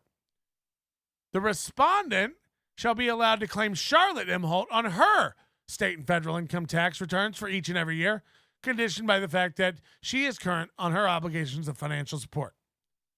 The parties shall rotate claiming Emily Imholte, we're calling her, M&M, Imholte, on their state and federal income tax returns every year, with the respondent being able to claim Emily Imholte for the first year and every odd-numbered tax year thereafter. So they're going to pass Emily back and forth like a little tax return bubble. Ooh, shake her hard enough and enough of the funds will fall out. It's too bad she didn't have twins while you were divorcing her, huh? That would have been a real jackpot. Too bad you didn't squirt enough batter up in there to make 2 babies while you were abandoning your family, huh? That would have been pretty cool. Tim Bollinger says $800 a month is what I pay in daycare for 1 kid. Yes. You got to remember, Minesota, April's going to get like a studio apartment now for like $200. Minesota's dog shit. These kids are fucked. There is no way they're having a good balanced life. You're right. I need you to go through SJ's papers too now. You know SIG and SAG. Since this is as much news as 9 on 11. I too need you to do that. Oh God. Is Stuttering John's interesting? I just love how they're sharing Emily, the unborn goofy goo baby. Ooh, my little tax return. My little goo clown baby. Sick. If either party is not current on their obligations of financial support or not current on their court-ordered financial obligations by December 31st, then and in that event, the failing party forfeits his or her right to claim any child on his or her state income tax returns for the year, and the other party may claim all the minor children. All the minor children. Spousal maintenance petitioner waives and is forever barred from receiving any spousal maintenance from Ashley. Ashley waives and is forever barred from receiving any spousal maintenance from Aaron. So never paid alimony, never will pay alimony, and they're both remarried now, so it wouldn't matter anyway. The parties have an interest in real property located at their house. By May 1st, 2019, the homestead property shall be placed on the market for sale with a reputable real estate agent, as mutually agreed upon by both parties, and sold at fair market value. This sucks too, right before the bubble. However, the property cannot be closed upon until after June 9th, 2019. So I think they were trying to keep the kids in the house for the school season. We don't want to disrupt the kids. I want to come over and sing to Emily inside of your womb twice a week. We don't want to disrupt their routine. Hush, little baby, don't say a word. Your daddy is a big-time radio turd. And if little Emily never gets born, I'll reach up inside of you and grab her. She's warm. Pull her out your pussy and put her on my show. It's just steel toe. Okay, that's rude because that's Emily, and she doesn't deserve that kind of stuff. Parties shall use in the possession of the homestead real property during the week and every weekend afterward. Listen to this. Aaron will have occupancy of the house weekdays and every other weekend. Aaron shall be responsible for the obligation of normal maintenance of the premises, as well as paying the monthly obligations associated with the property, and shall hold Ashley harmless and indemnify her for any payment she may be required to make. So Aaron had to keep paying for the house until it was sold. And they, again, very weird. He would go stay with the kids at the house. Then he would leave the house. The kids would stay there. Then she would come stay and sleep at the house and then leave. And then he would come and he would stay there on the weekend with them and then leave. And then she'd come back. I mean, that's weird. That's weird. I guess, like, to keep the kids like in their own rooms and bed and stuff. But either way, creepy. Listen to this. Petitioner is awarded the sole and exclusive title to any and all personal property, household goods, furniture, tools, and equipment in his possession without any claim thereto or part of the party, except those items specifically awarded to Ashley. Also, Aaron is awarded sole and exclusive title to the 2007 Buick Lucerne. Oh, shit. And the 1996 Coachman RV. The Coachman RV. I didn't do fucking shit. Oh, they had such dreams of being a happy family.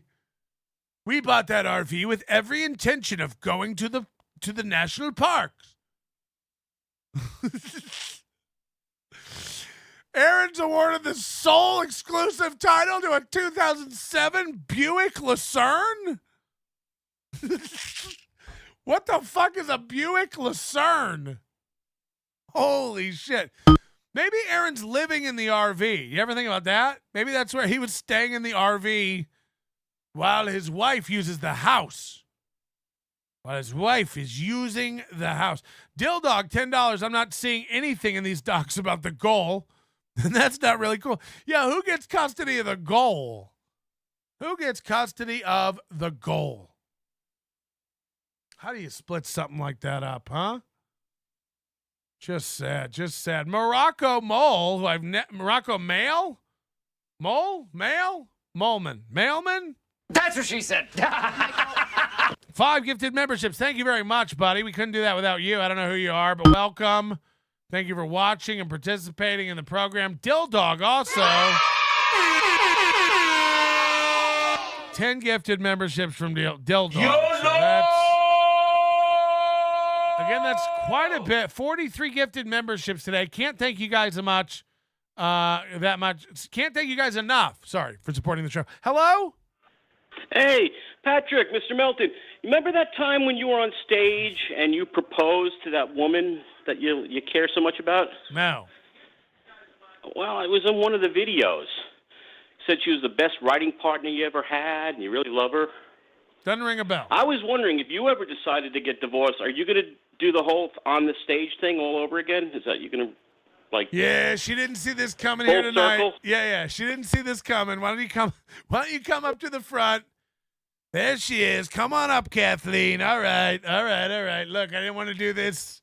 But look, we've been together for how long now? 10 years. Oh my God, things have been great, and we've had our ups and our downs. Things have been. Hold on, are you guys saying that's Starbucks ambassador? I don't think it is, but either way, it's a great idea. Nobody ever publicly proposes divorce.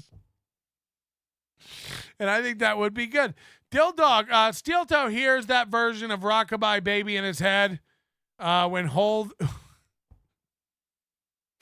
he holds his cheek or when he crosses his arms to use the mouse. That's pretty rude. Click, click, you're out of here.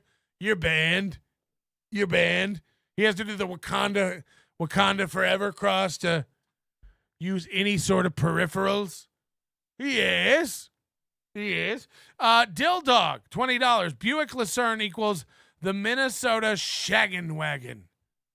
2007 Buick Lucerne. And the Coachman RV. Say it ain't so. Ashley is awarded the exclusive title to possession and any use of personal property, household goods, furniture, and equipment in her possession without claim hereto. Ashley's also awarded the exclusive title of the 2005 GMC Acadia. Fuck yeah. Got him. So she drove a 2015 GMC Acadia, and Aaron's car was a 2007 Buick Lucerne. I've got to look it up. I don't know what a Buick Lucerne is. Buick Lucerne, 2007. Fuck yeah. Okay, so he probably thought this was like a luxury car. He's like, I'm going to get this, and people are going to think I'm like a businessman, like a radio guy. I hope it was tan. I hope it was tan. Look at that Lucerne. We're going to do it. Give us any chance, we'll take it. This is the actual car. Look at her go. I drive a Dodge Stratus. Look at this beast. Look at this. Fuck. V6. Hello. Hello. Is that a 3.8? Wow. Spacious. Room for all of the fucking dynamite and bass you could cram in. Huh? Pretty cool. Holy shit. I put some white walls. Get some white walls on this. Put some cum hose on this bitch. Oh, yeah. Oh, yeah. Fuck.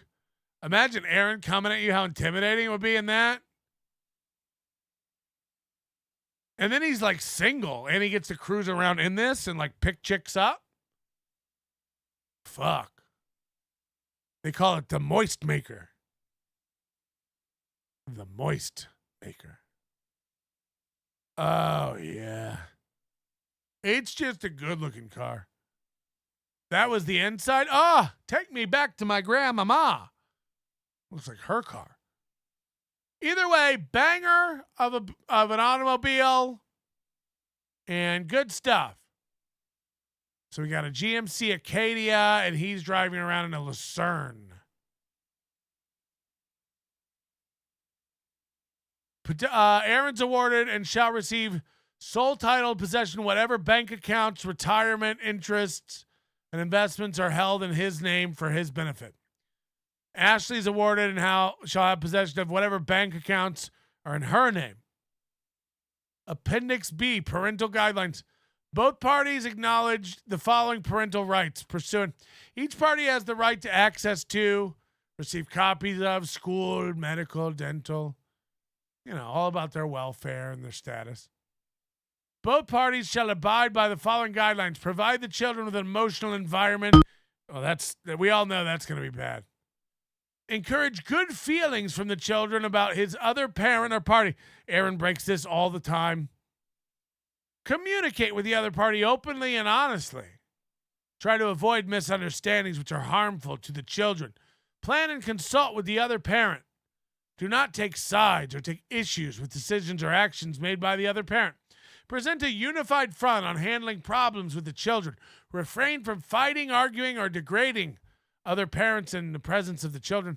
Refrain from withholding time with the other parent as a punishment to the children or the other parent. It's insane you have to tell adults this stuff, huh? Children's rights. They have the right to continue their relationship with both parents. Even Emily? Even Emily? She could just never meet the guy. What if Emily just never meets that man? Imagine how awkward it is. Like, you pumped your wife full of cum, and then you leave immediately. So she's pregnant now. 9 months later, a baby comes out. She cares for this baby, and then after a year, she gets it for the first year. After a year, this baby goes and stays. Again, she has a dad. She has a dad in her house, Ashley's new husband. Now this baby just has to leave and go stay with the guy what shot her out of his dick. You know what I mean? Like, that's weird. This Emily has no relationship with Aaron other than she came out of his dick. What if we just didn't have it at all? What if she just didn't have it at all? No? No, we got to get that baby over to Aaron's so that it can have a confusing relationship with a weird adult. I can miser logulu. What?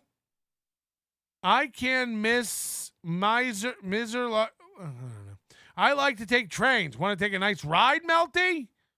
Sure. You got to understand that the child support was a bundle deal, and you make up the rest in love and discounted steel toe merch. You got to understand that child support was a bundle deal. Your Honor, no, I did not give her any cash this month. No, I did give her 3 VIP memberships, which is a $750 value. And while that's not $800, Your Honor, I autographed the hoodies, which I believe puts it just over. But we could ask Loaded Wrench. We could get Hobo Chili Recipe in here to be a character witness. I don't know. I'm not sure. Your Honor, I gave each and every one. Could I afford their shoes? No. Did I help pay for their field trip to the museum? I did not.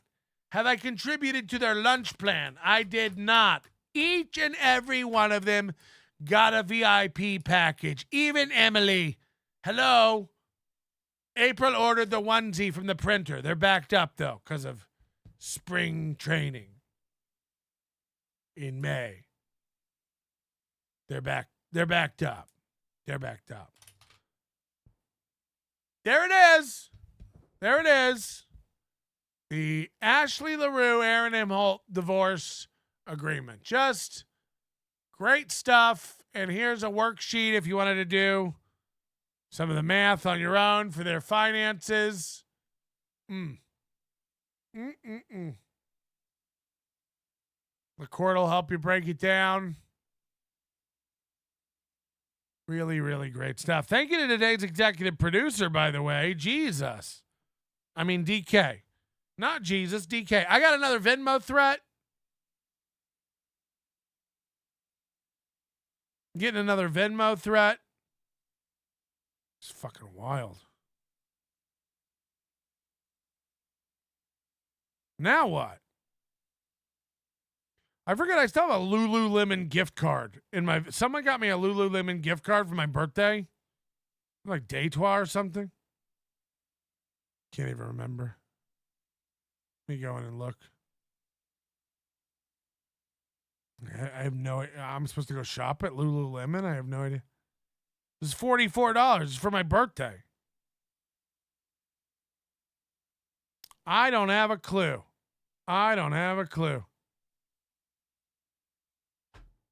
Oh, Jason requested $200. Jason requested $200. Is this Earl?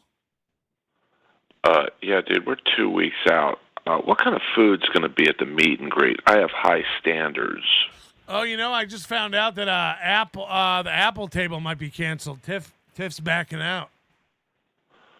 Well, that's too bad. What kind of food am I being served at this You're thing, not being served anything. You serve yourself. All right, I'm out. Hello. No, I don't remember if it was Deitois or not. Anyway, yeah, Hackamania is coming. It's 2 weeks from today. It's time, motherfuckers. It's time. Shit or get off the pot. Start looking at those flights. It's time, baby. Hackamania.com. There are tickets left. And you can get yours now. I'm hoping the streaming will be on sale today. I'm hoping we'll get the online streaming ticket on sale today. Again, that'll be $29.99 to watch, plus $1 per show that you stream. So that'll be hopefully available today, so we can get that popping. And then also, people have been reaching out asking, I can only come Saturday. I can only come Friday. Do I have options? You do not. You do not.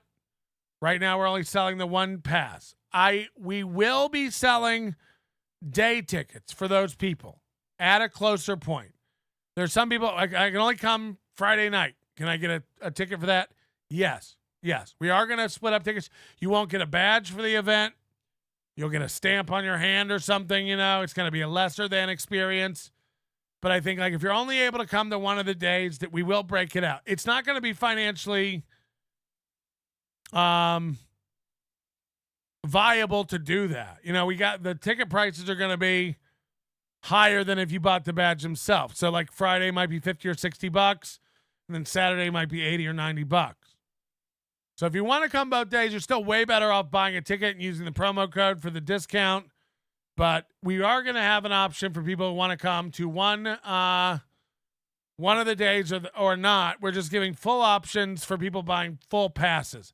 I don't want to sell out Friday night and then not be able to sell badges for the event anymore because Friday night's full. But we have plenty of room Saturday. So I'd rather not do that. So that'll be last minute. Maybe the last week, you'll be able to buy tickets for the shows on Friday night by themselves, and you'll be able to buy tickets for Saturday by itself. But again, that'll be last minute released, and I can't guarantee that'll be at the door. I can't guarantee we'll be selling any tickets at the door. And then, stupid Liam, by the way, thanks, High Rollers, before we get out of here, too. Stupid Liam, I guess, has invited himself again. Can this guy get off the fucking loser treadmill? Jesus Christ. And by the way, anyone who trolls Ray, in another life, Liam and I probably get along because all this guy does is fuck with Ray. And again, Ray takes everything so serious and heavy that it just drives, you can see it eating away at him. Like, I got to deal with all this stuff I got to deal with. It's like, you don't. Ray, people trolling you isn't anything you have to deal with. Kevin Brennan isn't something you have to deal with. Ray really is like burning a lot of bandwidth and freaking out a lot about Kevin Brennan and having to deal with it. I got to deal with Kevin. I've got a lot of stuff to deal with. Ray, you have the simplest life. You're the simplest man. You don't do anything. You don't deal with shit. Like the amount of stress you should have versus the amount of stress you do have is laughable. It really is sad. Dill Dog. I need an AI image of a 2007 Buick Lucerne towing a coachman with a sign on the back that says goal or bust. Chat, work on that. So then Liam's like, Patrick doesn't even know yet, but I'm booked on Ray's show, so I'm coming to Hackamania, and he doesn't even know. You're not. I don't know what to tell you, you fucking lying nerd. You're not. I'm not saying you're not welcome, but you're not. If you're not on a list, you can't get in. You're not going to be able to get in. Hey, 631, give it up. Give it up. We're not taking any more calls today. You haven't figured it out?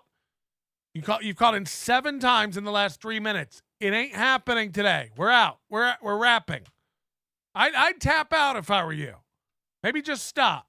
Or keep doing it. It's your time. It's your dime. That's what they used to say. So, look, if Liam wants to, I'm not an asshole. I'm not a bitch. Liam's a bitch. Liam invited and lied and said he was on WATP. He wasn't. Then Liam invited and lied and said I had booked him on something. He was going to be on Hackamania. No, you're not. And then you were like, I've never been more hurt. No one's ever talked to me like that. I'm not going to Hackamania in a million years. I would never, ever hang out with anybody who talked to me like that. Like, you don't have to tell me twice. I have self-respect. Then a month goes by, and now he wants to come. Again, they all want to come. It's all FOMO. You're all welcome, nerds. Buy a ticket. You're all welcome. All you coping losers who are being smacked in the face with FOMO right now, you're all welcome. You're all welcome. Buy a fucking ticket. Stop wringing your hands over it and just come. Or balls up and email me and ask for a ticket. Again, Liam, if you'd like to come and be on Ray's show, send me an email. Say, hey, Patrick, sorry about all that fucking spurging I did where I said I would never and I can't ever. We're good, man. I don't got nothing against Liam. You troll him. You know, you want to let go and admit you were an emotional bitch? Sure. You're welcome. You shall need a ticket. You shall need a ticket. You shall need to be on some list to get in. Don't just think I'm booked on Ray's show. I'll show. You won't be able to get in physically. You won't be able to make it to the stage. You know? Plus, it's Liam. We're going to have to bring you around to the loading dock, probably open some cargo bay doors, get clearance from the FAA. We need to build. We got to plan this out. So every loser who thinks they're strolling up Ain't. You're just not. So if I'm Ray and you want him on your show, you better get those balls in motion. You just gotta. Anyway, Earl Skakel, Pat Dixon, myself, Ray DeVito, Dick Masterson, and Vito G. Lots of we have one spot left for Vegas locals on the open mic. We have one spot left for performers if you're coming. So this is T.O. Hank, Beloved Chatter, whoever you are. If you want to be in the open mic, we have one spot left for ticket holders, 2 spots left for Vegas locals. 2 spots left. Coming in for that. Flex 316 gifted 5 memberships. Thank you so much. Hello, exactly. For doing that. Okay? That's 48 memberships. It's 48 members. It's more than we could have ever hoped for. Really.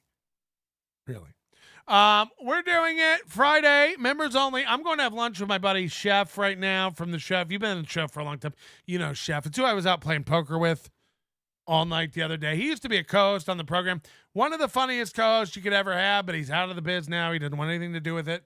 He's a private guy. Leave him alone. We're going to go grab lunch somewhere in Vegas, and then I'm going to come back and get the streaming stuff going. So you'll be able to buy your streaming pass today, hopefully tonight. And then we'll get into it. I got more on Mersh that we're going to have to get into. There's always more Steel Toe to get into. We'll probably never cover anything else. Other than that, we'll try to see you tonight for the members show. I hope you can make it out to that. It's $1.99 to be a member. And thanks to everybody just for everything. We've had a lot of people joining the Overdose lately. That'll be caught up today, too. Sorry, Aussie guy. My apologies to the entire city of Perth. So behind on everything. I'm just back. It's been hell. Look, it's email hell. So, it's nicer than regular hell, but just emailing back and forth with morons. Having a company that schedules events, not be able to schedule an event. And me getting passed around from support to support to support up to the CTO because I can't set a date on an event is nanners on many, many levels. But I can't sit here and complain about it all day. We've got stuff to do. Your manner is most unbecoming of a gentleman. Would you be high on cigarettes? I don't know if the comedy hasn't hit them yet. They're full-blown retarded or just high on cigarettes. A question posed to stupid hoes who don't get it yet. Excuse me, miss. Are you high on cigarettes?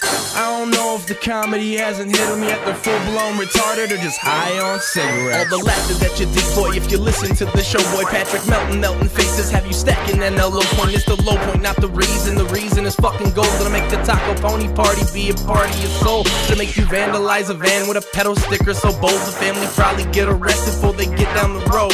Oh, stupid motherfuckers just got NL loaned. Other radio shows are straight bitch mail prone. Talk shit on the onions that nobody like past. Have my homeboy lame prank